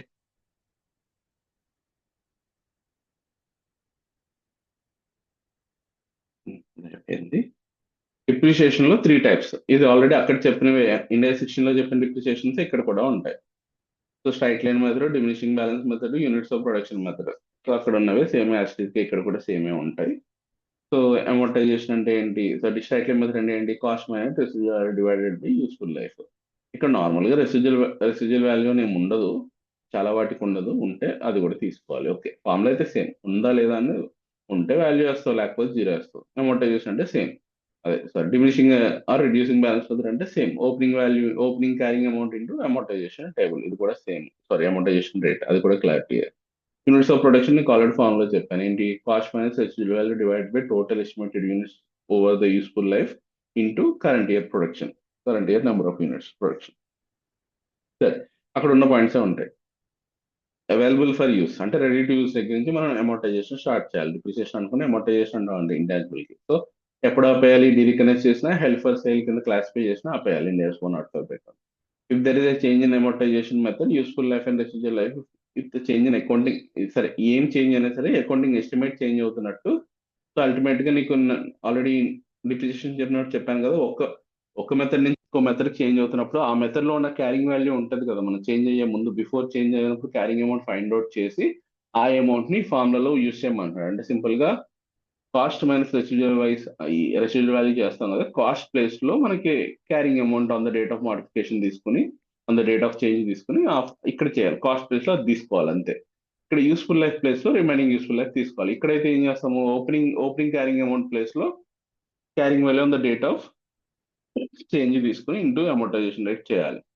ఇది కూడా అంతే, ఏదైనా సరే కాస్ట్ ప్లేస్ లో యూస్ఫుల్ లైఫ్ ప్లేస్ లో ఏంటంటే రిమైనింగ్ యూస్ఫుల్ లైఫ్ తీసుకోవాలి. ఆ రెండు పాయింట్స్ ఇంపార్టెంట్. కాస్ట్ ప్లేస్ లోనేమో carrying amount on the date of change, కింద యూస్ఫుల్ వాల్యూలోనేమో useful value, sorry remaining useful life తీసుకోవాలి. ఇది అయిపోయింది. రిమైనింగ్ ఫ్యూచర్ పీరియడ్ తీసుకోమని చెప్పాను కదా, అది చెప్పాడు. సరే, estimated useful life is considered. ఇక్కడ గుర్తుపెట్టుకో, estimated useful life important. Legal life అని చెప్పిస్తాడు క్వశ్చన్ లో, లీగల్ లైఫ్ తో మనకు సంబంధం లేదు. మనం మళ్ళీ తర్వాత రెన్యువల్ చేసుకోవచ్చు, ఏదైనా చేయొచ్చు. మనకి అది అవన్నీ బేస్ చేసుకునే కదా ఆవిడ ఎస్టిమేట్ చేసి ఇస్తాడు, అది తీసుకోవాలి. ఇప్పుడు కార్ ఉంది, నార్మల్ గా 15 ఇయర్స్ అంటారు. ఆ 15 ఇయర్స్ అయిపోయాక అది ఏమి అయిపోదు. సో ఇంకో 5 ఇయర్స్ ఎక్స్టెండ్ చేస్తారు. మళ్ళీ ఆ 5 ఇయర్స్ అయిపోయాక మళ్ళీ బాగుంటే, బాడీ ఫిట్ గా ఉంటే ఇంకో 5 ఇయర్స్ ఎక్స్టెండ్ చేస్తారు. సో 15 ఇయర్స్ అన్నది ఫస్ట్ 15 ఇయర్స్ ఇచ్చారని 15 ఇయర్స్ తీసుకుంటే కరెక్ట్ కాదు అది. సో అది ఎస్టిమేట్ చేయాలి. మనం వాడే కండిషన్స్ ఏంటి, ప్లాంట్ ఎమిషన్ మనం ఎలా ఎన్ని షిఫ్ట్లు వాడతాము, డే షిఫ్ట్. నార్మల్ గా అందరూ ఓ షిఫ్ట్ వాడారు అనుకో, మనకు బిజినెస్ 24 అవర్స్ రన్ చేద్దాం అనుకున్నాం, 3 షిఫ్ట్స్ వాడతాం. సో ఇట్లా అవన్నీ కండిషన్స్ బేస్ చేసుకుని మనం ఎస్టిమేట్ చేసుకోవాలి యూస్ఫుల్ లైఫ్ అన్నది. Okay, accounting for the amortisation each year అంటే ఏం చేస్తాం మనం, అమోర్టైజేషన్ ఎంట్రీ ఉంటుంది, దాని P&L మూవ్ చేస్తాం. అమోర్టైజేషన్ ఎంట్రీ 2 వేస్ అని చెప్పాను కదా, సేమ్ అక్కడ డిప్రిసియేషన్ చెప్పాను కదా, టూ వేస్ లో పోస్ట్ చేస్తామని. అమోర్టైజేషన్ టు ఇంటాంజిబుల్, అక్కడ depreciation to PPE, depreciation to accumulated depreciation అక్కడైతే. ఇక్కడైతే సేమ్ అదే, డిప్రిసియేషన్ చేస్తే అమోర్టైజేషన్ అనే కాన్సెప్ట్ వస్తుంది. ఓకే, తర్వాత ఇనీషియల్ ఇప్పుడే సబ్సిక్వెంట్ రికగ్నిషన్ ఆల్రెడీ నీకు చెప్పాను కదా జస్ట్ ఇప్పుడే, ఏంటి cost method, revaluation method. Cost method అయితే just carrying amount is equal to cost minus accumulated depreciation minus accumulated impairment loss. అదే రివాల్యుయేషన్ మెథడ్ లో ఇక్కడ డైరెక్ట్ డిప్రిసియేషన్ ఎలా చార్జ్ చేస్తే ఇంపార్టెంట్. డిప్రిసియేషన్ డైరెక్ట్ గా పీపీఈ చార్జ్ చేసాం అనుకో, సేమ్ ఇక్కడ చేసినట్టే అక్కడ చేస్తే డైరెక్ట్ గా పీపీఈ వాల్యూని, సారీ ఇక్కడ ఇంటాంజిబుల్ అసెట్ ని మనం డైరెక్ట్ గా ఫేర్ వాల్యూతో కంపేర్ చేసి ఇంక్రీజ్ అవుతానేమో intangible asset account debit to revaluation gain, decrease అవుతానేమో revaluation loss to intangible asset. So ఇట్లా చేస్తాం. తర్వాత మనం దాన్ని P&L కి మూవ్ చేస్తాం. సరే, P&L కాదు, సారీ, అక్కడ రివాల్యుయేషన్ గెయిన్ ఆర్ లాస్ ని ఏం చేస్తున్నాం మనం. సో తర్వాత ఫస్ట్ టైం గెయిన్ వస్తేనేమో రివాల్యూషన్ సర్ప్లస్ కి పోస్ట్ చేస్తాం. ఫస్ట్ టైం లాస్ వస్తేనేమో P&L కి డెబిట్ చేస్తాం. సో తర్వాత సబ్సిక్వెంట్ గా వస్తే రివర్స్ పోస్ట్ చేస్తాం. అంటే ఫస్ట్ టైం గెయిన్ వచ్చి సెకండ్ టైం గెయిన్ వస్తే, రెండు సార్లు గెయిన్ వస్తే సేమ్ మళ్ళీ రివర్స్ సర్ప్లస్ కి వేస్తాం. ఫస్ట్ టైం లాస్ వస్తే, సెకండ్ టైం లాస్ వస్తే కూడా P&L కి డెబిట్ చేస్తాం. అప్పుడు ఏ ప్రాబ్లం లేదు. First time second time same వస్తే ఫస్ట్ టైం ఏం చేస్తాం, సెకండ్ టైం కూడా అదే చేస్తాం. ఫస్ట్ టైం కి ఆపోజిట్ గా వస్తే ఆపోజిట్ గా చేయాలి. అంటే ఫస్ట్ టైం గెయిన్ వచ్చినప్పుడు రివాల్యూషన్ సర్ప్లస్ చేసావు, సో ఇప్పుడు లాస్ వచ్చింది. సో రివాల్యూషన్ సర్ప్లస్ చేసావు కాబట్టి ఆ అమౌంట్ ఎంతైతే ఉందో దాన్ని డెబిట్ చేసేయాలి. ఎందుకంటే రిజర్వ్ క్రెడిట్ లో ఉంటుంది కాబట్టి ఇప్పుడు డెబిట్ చేసి రిమైనింగ్ అమౌంట్ మాత్రం అప్పుడు P&L డెబిట్ చేయాలి. అది రివర్స్. ఫస్ట్ టైం ఏమొచ్చింది, లాస్ వచ్చింది, ఇప్పుడు గెయిన్ వచ్చింది. అంటే ఫస్ట్ టైం P&L లో చేసి ఉంటావు కాబట్టి ఆ P&L నుంచి రివర్స్ చేసి రిమైనింగ్ అమౌంట్ అని ఉంటే దాన్ని మాత్రమే మనం రివాల్యుయేషన్ దగ్గరికి ట్రాన్స్ఫర్ చేయాలి. Okay, gain on loss on intangible asset record in the P&L, ఇది కూడా మనకి తెలిసిందే. ఓకే, ఇది అయిపోయింది. ఇప్పుడు మనం సమ్స్ సాల్వ్ చేద్దాము.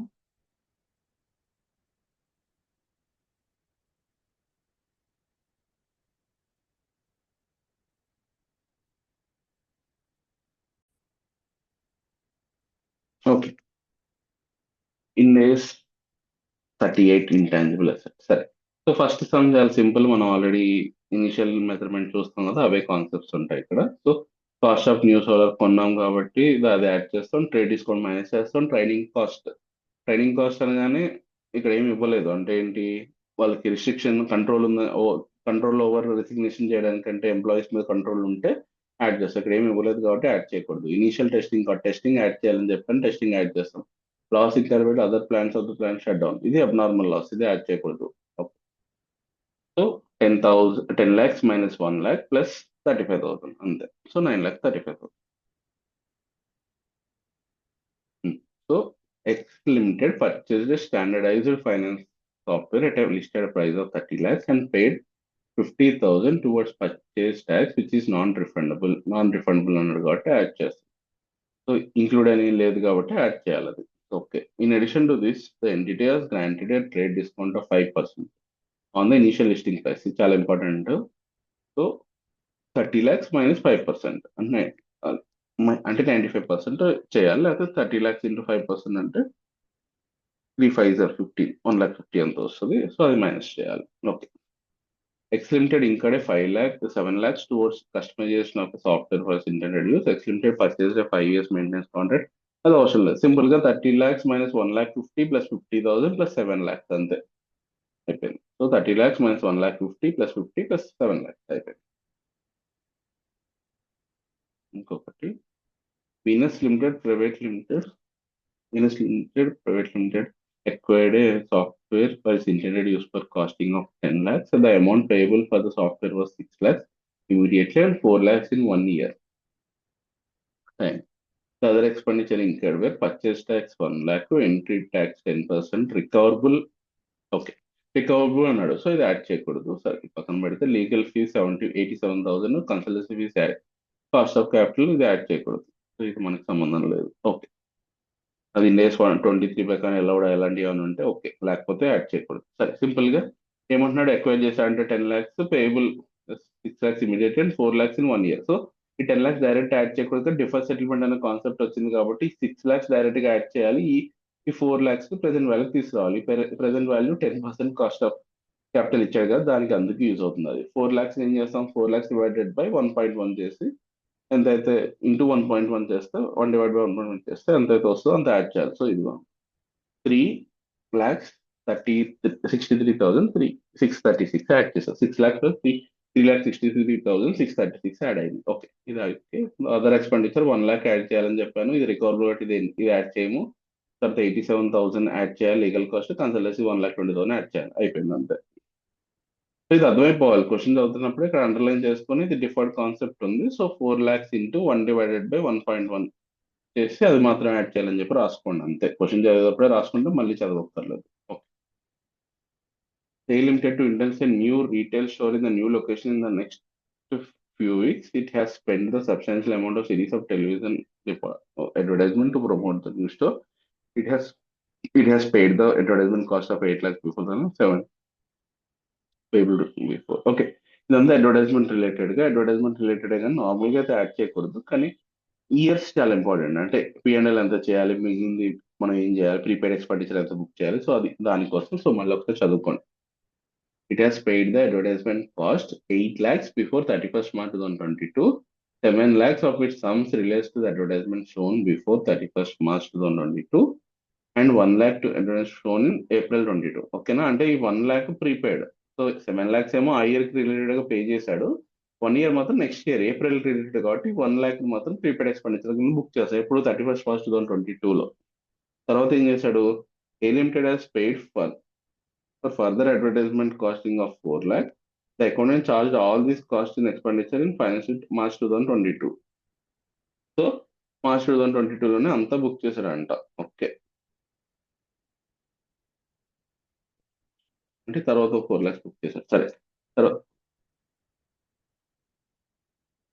ఓకే.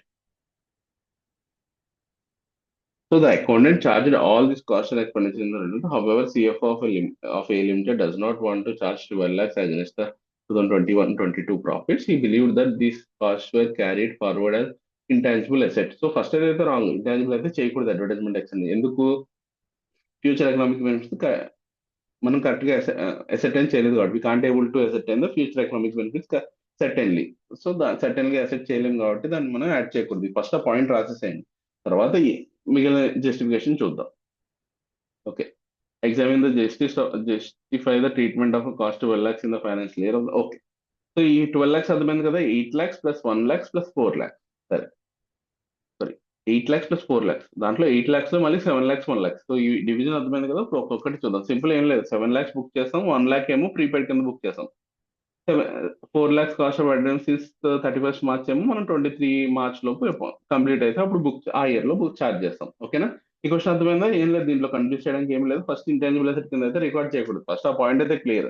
తర్వాత వీళ్ళు చేసిన అకౌంటింగ్ ట్రీట్మెంట్ కరెక్టా కాదా అని చెప్పేసి ఇంపార్టెంట్. దాంట్లో ఏం చేసాము, లాస్ట్ ఇయర్ 8 lakhs మనం పే చేశాడు కదా, దాంట్లో 7 lakhs ఎక్స్పెండిచర్ అంటే 1 lakh next year April expenditure అంట. సో ఆ 7 lakhs ఎక్స్పెండిచర్ కింద బుక్ చేసి 1 lakh ప్రీపెయిడ్ కింద బుక్ చేసి తర్వాత ఇయర్ లో తర్వాత పే చేసిన 4 lakhs March 23 లోపు మనం ఎక్స్పెండిచర్ కింద బుక్ చేస్తాం, నెక్స్ట్ ఇయర్ లో బుక్ చేస్తాం సింపుల్ గా. ఓకేనా? ఓకే కదా? ఓకే. ఓకే. ఓకే. సరే, next fifth question. Pluto Limited intends to open a new retail store in a new location in the next few weeks. Pluto Limited has spent a substantial amount, some of a series of television advertisement to promote the new store. The company has a paid of 8 lakhs for the advertisement. మళ్ళీ same question ఇది. Okay, మళ్ళీ same question అడుగుతున్నాడు వాడు. So నేను చెప్పిన example కి ఇది ఒక ఎగ్జాంపుల్. ప్రతి జస్ట్ కాపీ పేస్ట్ చేస్తారని చెప్పాను కదా, దాంట్లో సేమ్ క్వశ్చన్ మళ్ళీ కాపీ పేస్ట్ చేస్తారు, ఎందుకంటే సరిగ్గా చూడక్కర్లేదు, overlook. Okay. X Limited has started the developing a new production process in financial year 2021-22. Total expenditure incurred till 30th September 2021 was 1 crore. Okay. సరే, అర్థమైంది కదా. Developing new production process start చేద్దాం అనుకుంటున్నారంటే 21-22లో the total expenditure 30th September was 1 crore. The expenditure on the development of the production process meet the recognition criteria 1st July. సరే, ఇక్కడ చూడగానే నీకు అర్థమైపోవాలి యాక్చువల్గా. ఇక్కడ సో ఫస్ట్ ఏమంటున్నాడు, 1 crore అన్నాడు, కానీ దాంట్లో అంటే 2 ఇంక్లూడ్ అయి ఉండొచ్చు. So the record shows that out of the 1 crore 70 lakhs was incurred during the July to September and publish its financial results quarterly. How X Limited should account for the development expenditure. So తెలిసిందే కదా నీకు. ఇప్పుడు వాడు already July నుంచి September వరకు ఎంత incur అయ్యాడో ఇచ్చాడు. So feasibility ఎప్పుడు స్టార్ట్ అయింది, ఎప్పుడు మెట్ అయింది, 1st July అంటే 1st July నుంచి క్యాపిటలైజ్ చేయాలి. సో 70 lakhs మాత్రమే క్యాపిటలైజ్ చేయాలి, 30 lakhs P&L లో ఫస్ట్ క్వార్టర్ లో P&L రికగ్నైజ్ చేయాలి. ఓకేనా? సో చూడు, X Limited should recognize the intangible asset of 70 lakhs and 30 lakhs is already recognized as expense in the first quarter, should not be capitalized. So already the expenditure కింద అయిపోయింది. So తర్వాత 70 lakhs మాత్రమే ఇంటాన్జిబుల్ కింద record చేయాలని చెప్తున్నాడు, అంతే, simple. సరే, X Limited is engaged in the developing a computer software. The expenditure incurred by the X Limited in pursuance its development of a software is given below. 2 lakhs paid. Okay, 2 lakhs towards salaries of the program design. ఇది add చేయాలని చెప్పాను కదా, ఇది important అని చెప్పారు. Ind AS 38 లో add చేయాలి. 5 lakhs towards the cost of completion of the program design. So ఇంకా 5 lakhs ఇది కూడా యాడ్ చేయాలి. సో ఇంకా 2 lakhs towards the cost of coding and assured technical feasibility. ఇది యాడ్ చేయాలన్నాను, కానీ ఇక్కడ టెక్నికల్ ఫీజిబిలిటీ రాలేదు ఇక్కడ వరకు. మనకి ఈ 3 యాడ్ చేయకూడదు సింపుల్ గా చెప్పాలంటే. మనకి ఈ సీక్వెన్స్ లో అయ్యాడు కాబట్టి, సో మనం ఫస్ట్ టెక్నికల్ ఫీజిబిలిటీ రాలేదు ఇక్కడ వరకు. సో ఇది టెక్నికల్ ఫీజిబిలిటీ రాలేదు కాబట్టి ఇక్కడ ఇవన్నీ యాడ్ చేయకూడదు అని సింపుల్ గా చెప్పేసి, తర్వాత paid 7 lakhs other direct cost after assuming technical feasibility, ఇంకా 2 lakhs towards the other testing cost.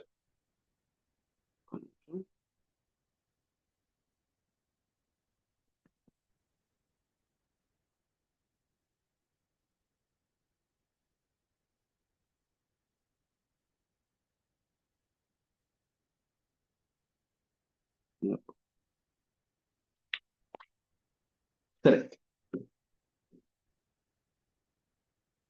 So అర్థమైంది కదా. యాక్చువల్గా యాడ్ చేయాలన్నావు, కానీ టెక్నికల్ ఫీజిబిలిటీ వచ్చింది అక్కడ, ఈ సి పాయింట్ లో వచ్చింది టెక్నికల్ ఫీజిబిలిటీ.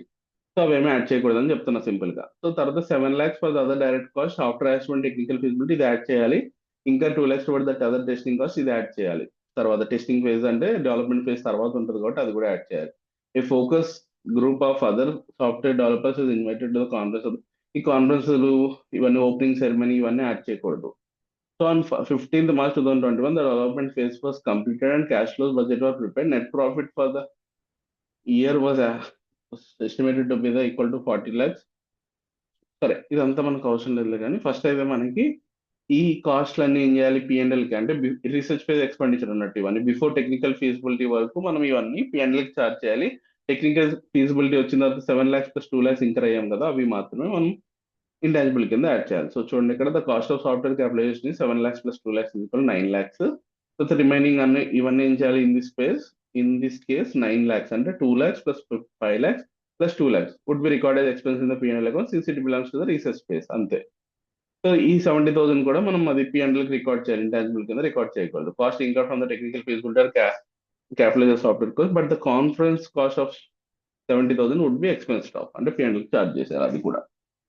ఓకే ఇది clear. So 8th question just 1 minute ఒకసారి ఇయర్ బడ్ ఛార్జింగ్ పెట్టుకుని వస్తాను.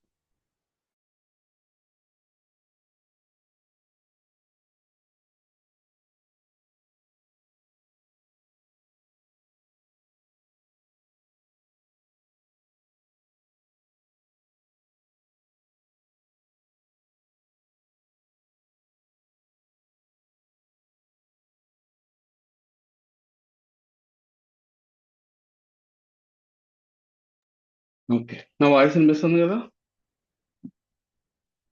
హలో వినిపిస్తుంది. Okay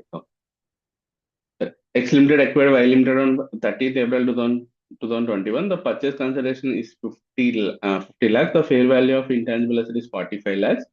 The company estimated, okay.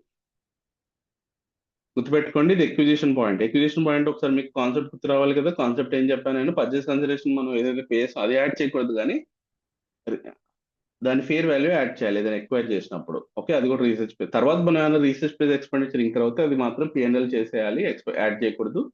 Development phase మాత్రం యాడ్ చేసుకోవచ్చు. సరే ఇప్పుడు చూడు 13th April ఉన్నాడు పర్చేస్ కన్సిడరేషన్ వదిలేసి fair value of tangible asset 45 lakhs. The company estimate the fair value of in progress research was 10 lakhs. Okay, no other tangible asset is acquired. No other intangible asset is acquired by the X Limited in the transition. Further cost incurred by the X Limited in relation to the సరే simple గా ఏంటి మనం ఈ 45 మనకు అవసరం లేదు 50 మనకు అవసరం లేదు మనకు కావాల్సింది ఈ ఫేర్ వాల్యూ రీసెర్చ్ పేజ్ లో ఉన్నదాని ఫేర్ వాల్యూ కావాలి 10 lakhs కావాలి. ఓకే 10 lakhs తీసుకోవాలి మనం మిగిలిన వదిలేసేయాలి. సరే తర్వాత మళ్ళీ మనం ఏం చేసామంట 5 lakhs రీసెర్చ్ పేజ్ ఎక్స్పెండిచర్ ఇంకా రాయమంట ఇది యాడ్ చేయకూడదని చెప్పాను కదా.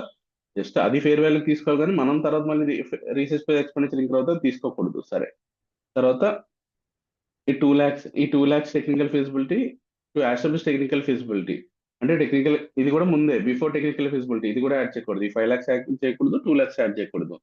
5 lakhs for the development phase. So ఇది మాత్రమే యాడ్ చేయాలి. అల్టిమేట్ గా 10 lakhs + 7 lakhs 17 lakhs మాత్రమే క్యాపిటలైజ్ చేయాలి ఇంటాంజిబుల్ కింద మిగిలినంతా P&L లో రైట్ ఆఫ్ చేయాలి. చూడండి అదే చెప్పాడు. So that intangible asset should be recognise 17 lakhs 10 lakhs + 7 lakhs మిగిలిన 5 lakhs + 2 lakhs ఏం చేస్తున్నాడు వాడు అంటే P&L కి రైట్ ఆఫ్ చార్జ్ చేస్తున్నారు అంతే. సో ఈ పాయింట్స్ లో మీకు ఇప్పుడు దాకా చేసిన సమ్మరీ ఏమని రాయాలి క్వశ్చన్ లో వస్తే ఫస్ట్ డెఫినేషన్ ఏదైనా అడిగితే డెఫినేషన్ రాయండి. సపోజ్ అడ్వర్టైజ్మెంట్ ఉందనుకో advertisement cost should not be capitalise intangible because the future economic benefits was not clearly certain. So అది రాసేసి తర్వాత మీరు ఇంటాంజిబుల్ అసెట్ అది రాసిన తర్వాత మన కింద సమ్స్ ఉన్నాయి కదా ఏదైనా సరే ఫస్ట్ డెఫినేషన్ రాసి తర్వాత ఏది క్యాపిటలైజ్ చేయాలి ఏది P&L చార్జ్ చేయాలి కూడా పాయింట్స్ రాయాలి. జస్ట్ మీరు క్యాపిటలైజ్ ఎంత చేయాలని చెప్పి పాయింట్ ఒకటే రాస్తే మీకు మార్క్స్ కట్ అవుతాయి. సో అన్ని రాయండి కాకపోతే ఇది లాస్ట్ లో మాత్రం క్లియర్ గా కన్క్లూజన్ మాత్రం లాస్ట్ లో రాయండి మిగిలిన total cost total capitalisation of intangible asset అని చెప్పేసి ఇది లాస్ట్ లో రాయండి.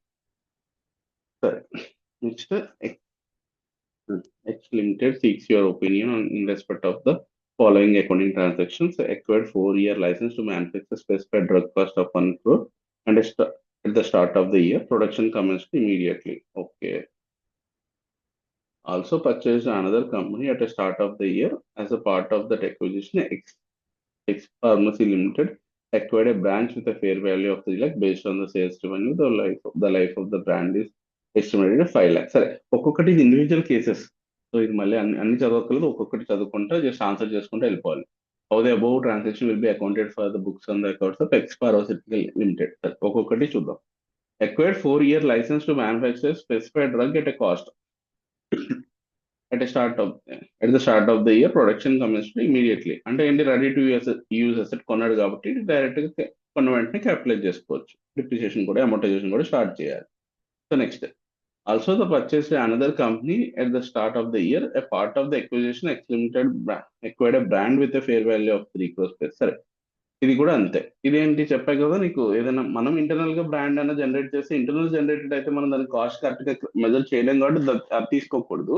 ఏదైనా ఎక్వైర్ చేస్తే మాత్రం దాన్ని మనం ఇంటాంజిబుల్ అసెట్ ఫేర్ వాల్యూకి రికార్డ్ చేసుకోవచ్చు 3 lakhs, సారీ 3 crores కి. ఇది కూడా clear. Next, spent 1 crore on advertisement campaign during the first 6 months. Subsequent sales have shown a significant improvement and it's expected. So అది ఇంప్రూవ్మెంట్ అయ్యిందా అవ్వలేదా అవన్నీ తర్వాత పాయింట్. అడ్వర్టైజ్మెంట్ అనగానే మనం దాన్ని చేయకూడదు, క్యాపిటలైజ్ చేయకూడదు, ఇంటాంజిబుల్ చేయకూడదు. అని ఈ ఇయర్లో అయితే ఇంకా ఏమో ఆ ఇయర్ లోనే ఎక్స్పెన్స్ ఆఫ్ చేసేయాలి. సో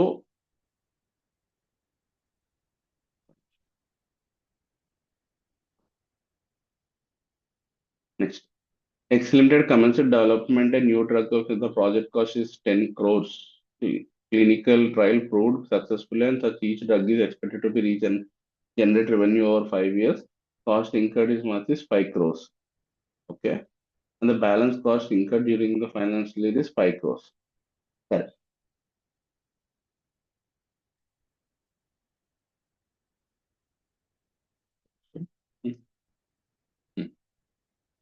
సో ఇదేమంటున్నారు క్లియర్గా, it was commenced operation. Okay అని పక్కన పెట్టేసి the project cost will be 10 crores అంటే clinically trial prove successful and drug and such drug is expected generate. అదంతా ఓకే. కాస్ట్ ఇన్కర్డ్ 5 crores కాబట్టి ఆ 5 crores ని క్యాపిటలైజేషన్ లో చూపెట్టి మిగిలిన 5 crores ఎప్పుడైతే ఇంకర్ అవుతాడో అప్పుడు మనం అది చూపెట్టాలి. మిగిలిన 5 crores అప్పుడు చూపెట్టాలి. టోటల్ కాస్ట్ ఎప్పుడైతే ఇది ఓపెనింగ్ కాస్ట్, తర్వాత నెక్స్ట్ ఇయర్ లో complete and development phase cost, total cost అప్పుడు చూపెట్టాలి. ఈ ఇయర్ లో మాత్రం మనం 5 crores పెట్టి నెక్స్ట్ ఇయర్ లో కంప్లీట్ అయిన కాస్ట్ 5 crores యాడ్ చేసి 10 crores క్యాపిటలైజ్ చేయాలి సింపుల్ గా చెప్పాలంటే. Okay. If there is also commercial developing ఇంకా 50 lakhs towards the research.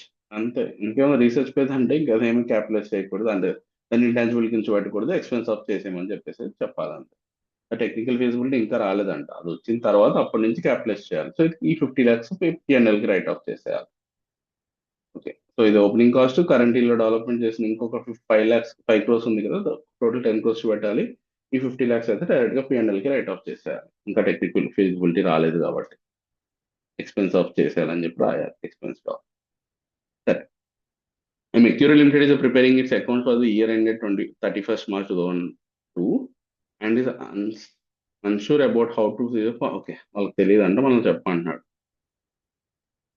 38, 36, okay 38 and 36 రెండు చెప్పమంటున్నాడు. సరే చూద్దాం.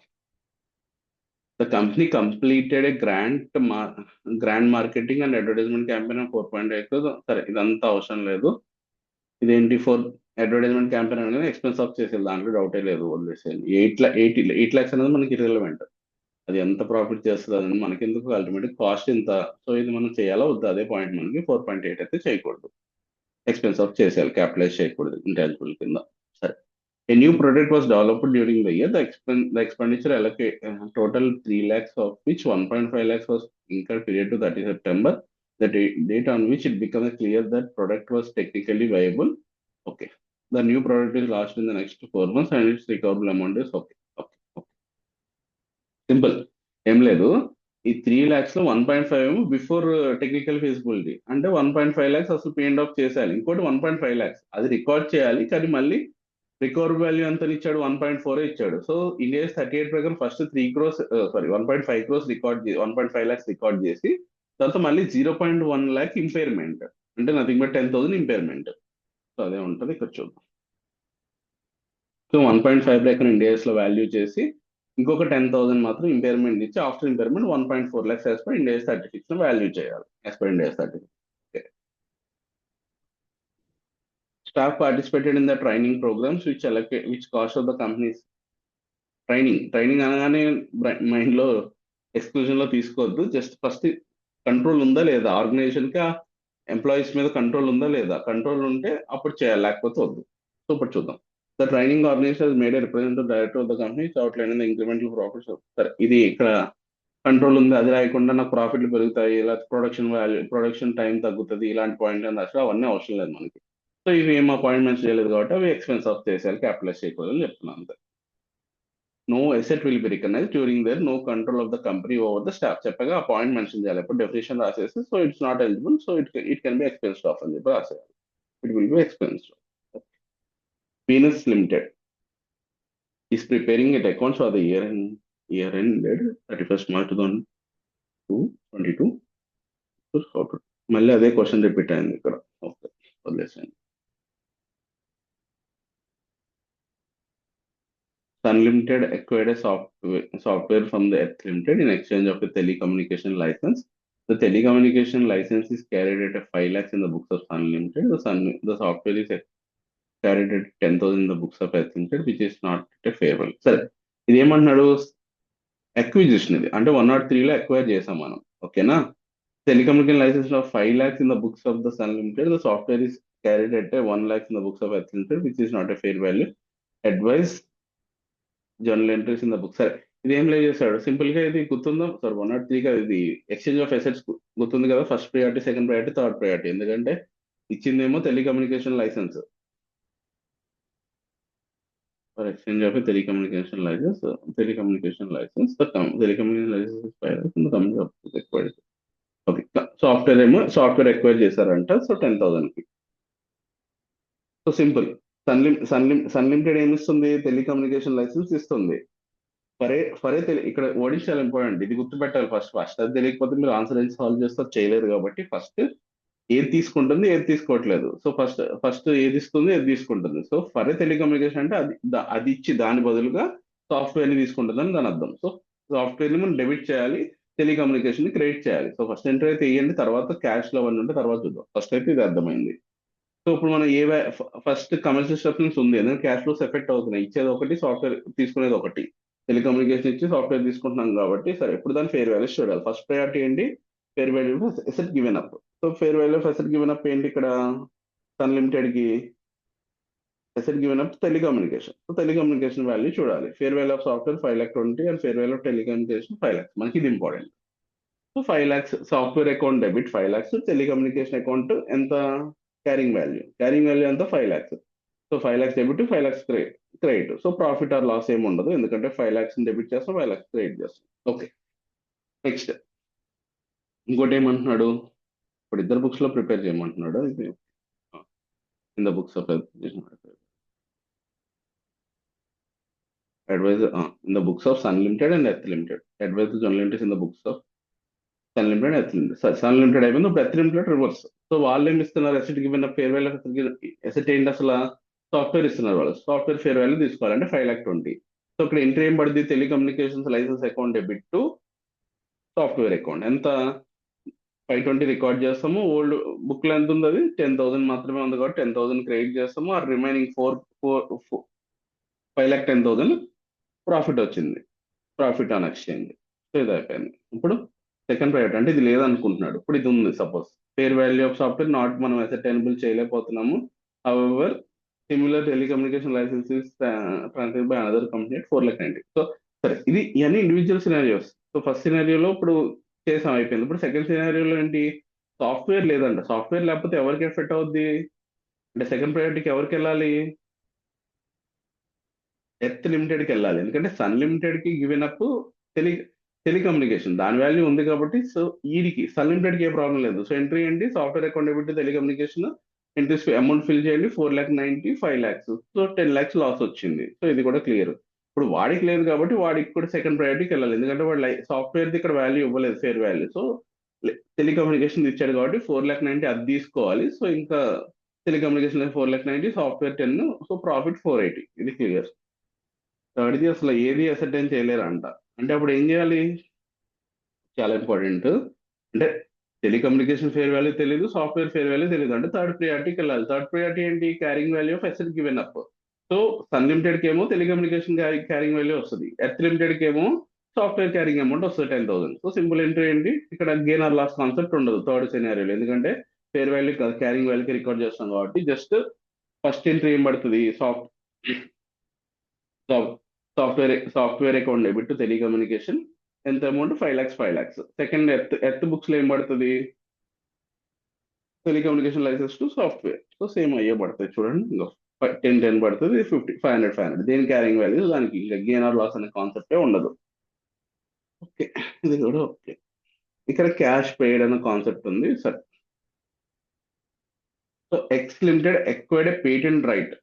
ఇక్కడ అంటే ఎక్స్ లిమిటెడ్ కి పేటెంట్ రైట్ వస్తుంది from Y Limited in exchange of X Limited intellectual property. అంటే ఇంటలెక్చువల్ ప్రాపర్టీ ఇచ్చి పేటెంట్ ఎక్వైర్ చేస్తుంది. సో ఎసెట్ గివెన్ అప్ ఏంటి ఇక్కడ? Intellectual property. Asset taken over ఏంటి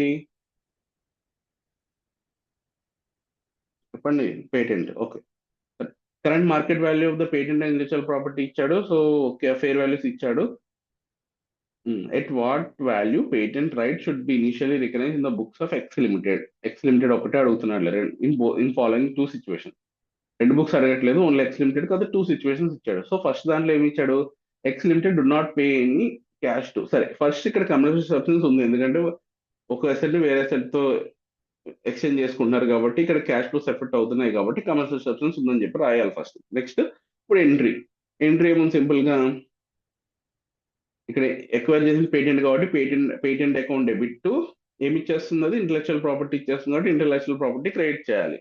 సో ఇక్కడ ఫస్ట్ ప్రియారిటీ ఏంటి? Asset given up. అంటే ఇంటలెక్చువల్ ప్రాపర్టీ ఎంత ఇచ్చాడు? Patent and intellectual property respective 18 lakhs ఏమో ఇంటలెక్చువల్ ప్రాపర్టీ, పేటెంట్ ఏమో 20 lakhs. రెస్పెక్టివ్ అన్న వర్డ్ యూస్ చేశాడు కాబట్టి సో అల్టిమేట్ గా 18 lakhs కి రికార్డ్ చేయాలి డెబిట్. సో క్రెడిట్ ఏమో క్యారింగ్ వాల్యూ. క్యారింగ్ వాల్యూ ఇక్కడ ఎక్కడ ఇచ్చాడో? క్యారింగ్ వాల్యూ ఏమి ఇవ్వలేదు. సరే, సో ఇక్కడ పేటెంట్ అడిగాడు కాబట్టి ఆడడానికి సో ఎంట్రీ అడగట్లేదు, జస్ట్ పేటెంట్ ఎంత రికార్డ్ చేయాలని చెప్పి అడుగుతున్నాడు.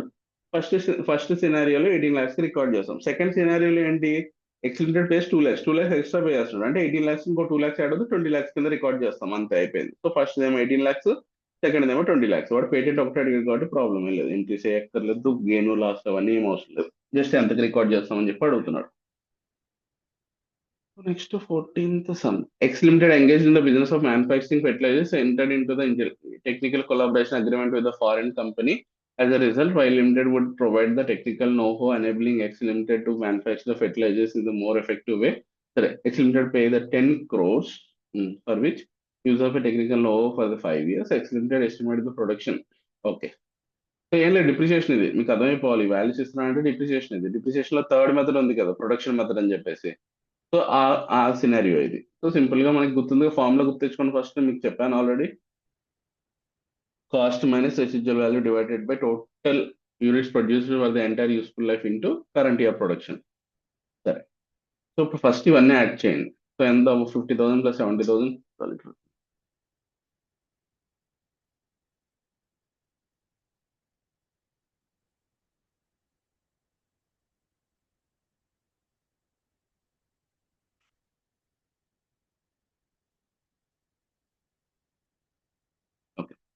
50,000 ప్లస్ 70,000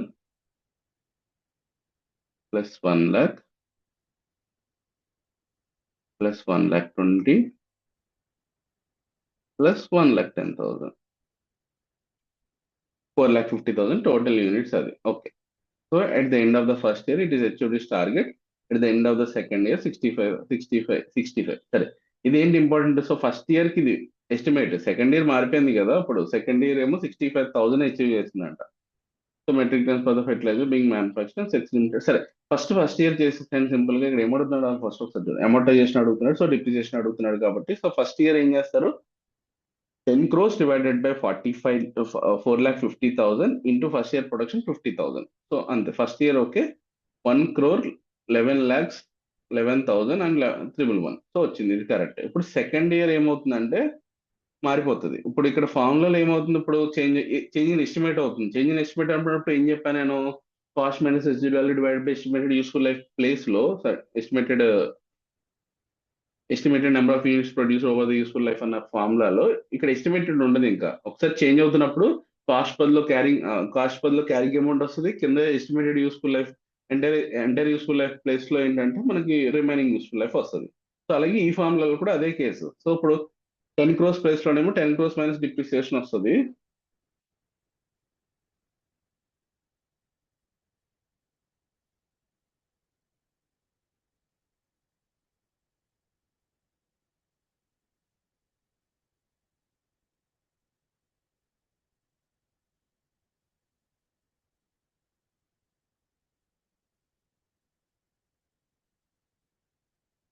మా వాయిస్ వినిపిస్తుందా?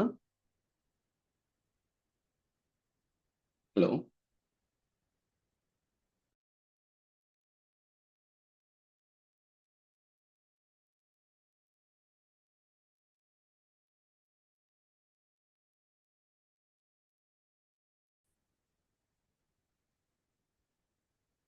సరే, సింపుల్ గా ఇది అర్థం, ఇది ఒకసారి వినండి మళ్ళీ. సో నేను ఏమంటున్నా అంటే, ఇది ఓకే, ఫస్ట్ ఇయర్ కరెక్ట్ గానే టార్గెట్ అచీవ్ అయింది. సో ఫస్ట్ ఇయర్ డిప్రిసియేషన్ తెలిసిందే. 10 crores టోటల్ ప్రొడక్షన్ ఎంత, 4 lakh.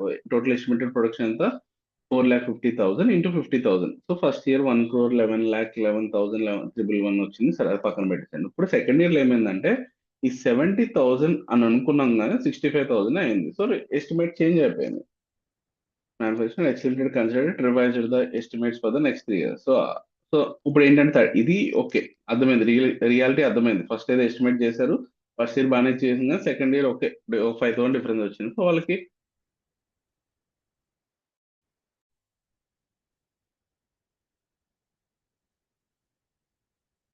అనిపిస్తుందా కట్ అవుతుంది, కట్ అవుతుందా?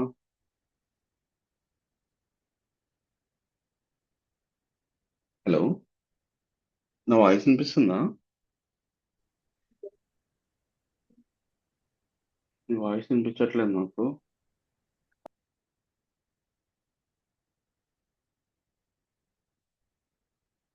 నా వాయిస్ వినిపిస్తుందా నీకు, అంజనా? వినిపిస్తుంది sir. Okay,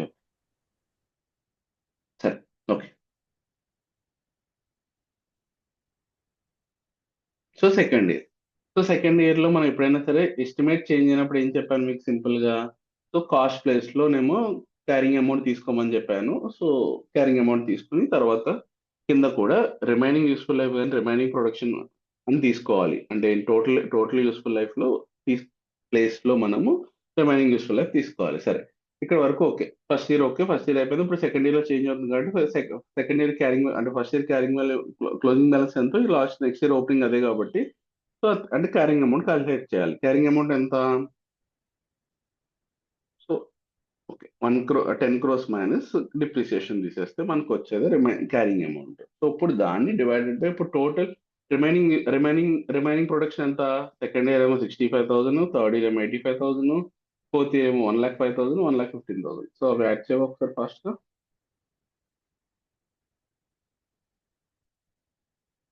65,000 plus 85,000 5,000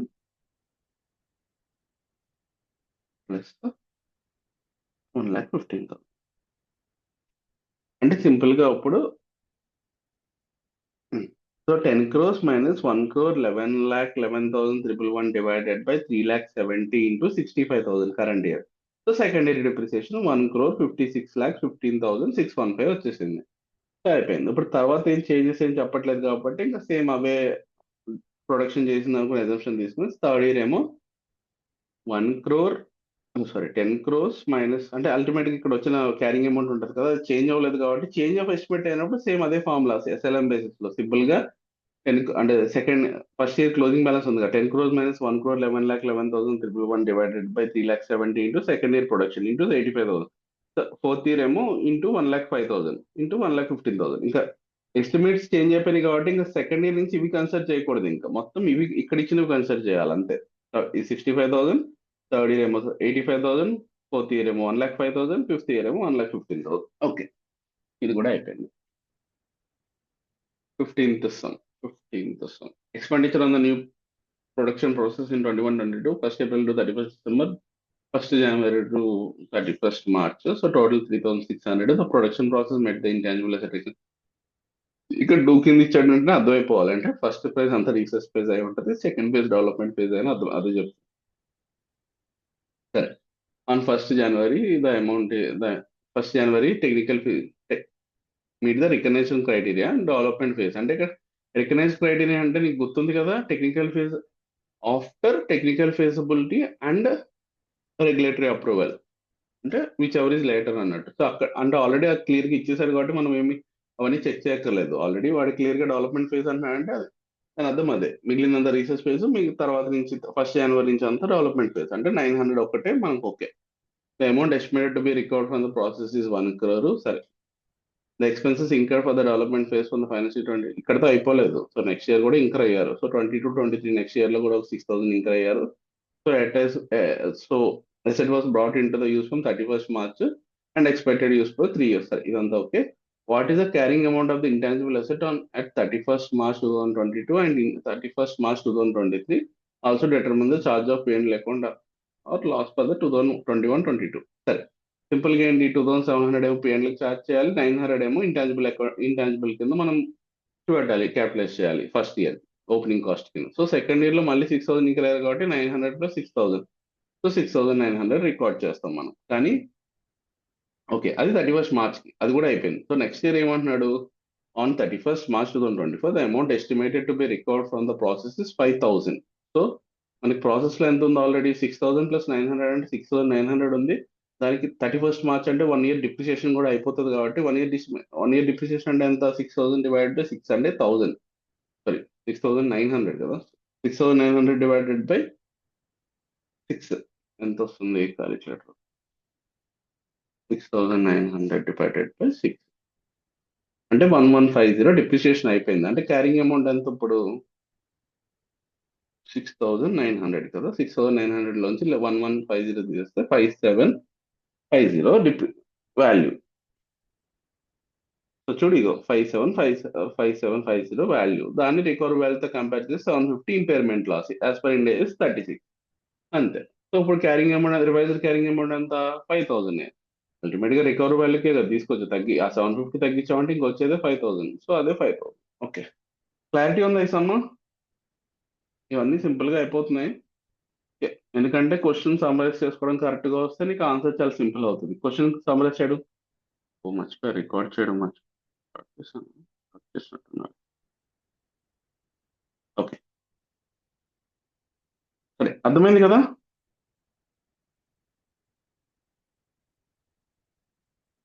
hello,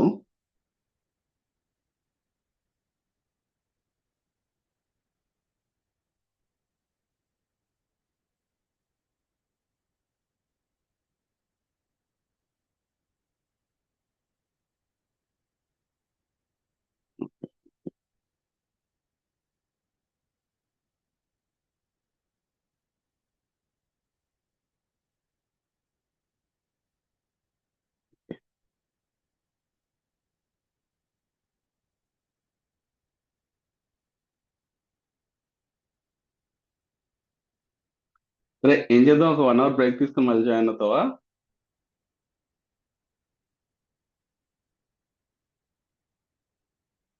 Anjana,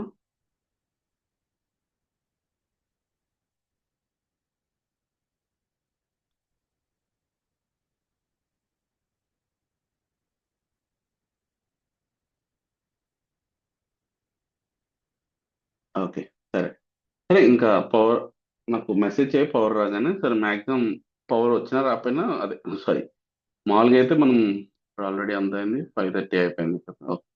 5:30 అయింది, 6:45కి జాయిన్ అవుదాము. 45 minutes బ్రేక్ తీసుకో, ఛార్జింగ్ పెట్టుకో. ఈ అప్పుడు కరెంట్ రాకపోతే అప్పుడు మెసేజ్ చేయి, ఒక మళ్ళీ గ్యాప్ ఇద్దాం, ఎందుకంటే ఎవరు వెళ్ళగలేరు, నువ్వు ఒకదానివే కాబట్టి. ఓకే, సరే, నేను 6:45 ట్రై చేయి, రాకపోతే పవర్ రాకపోతే మెసేజ్.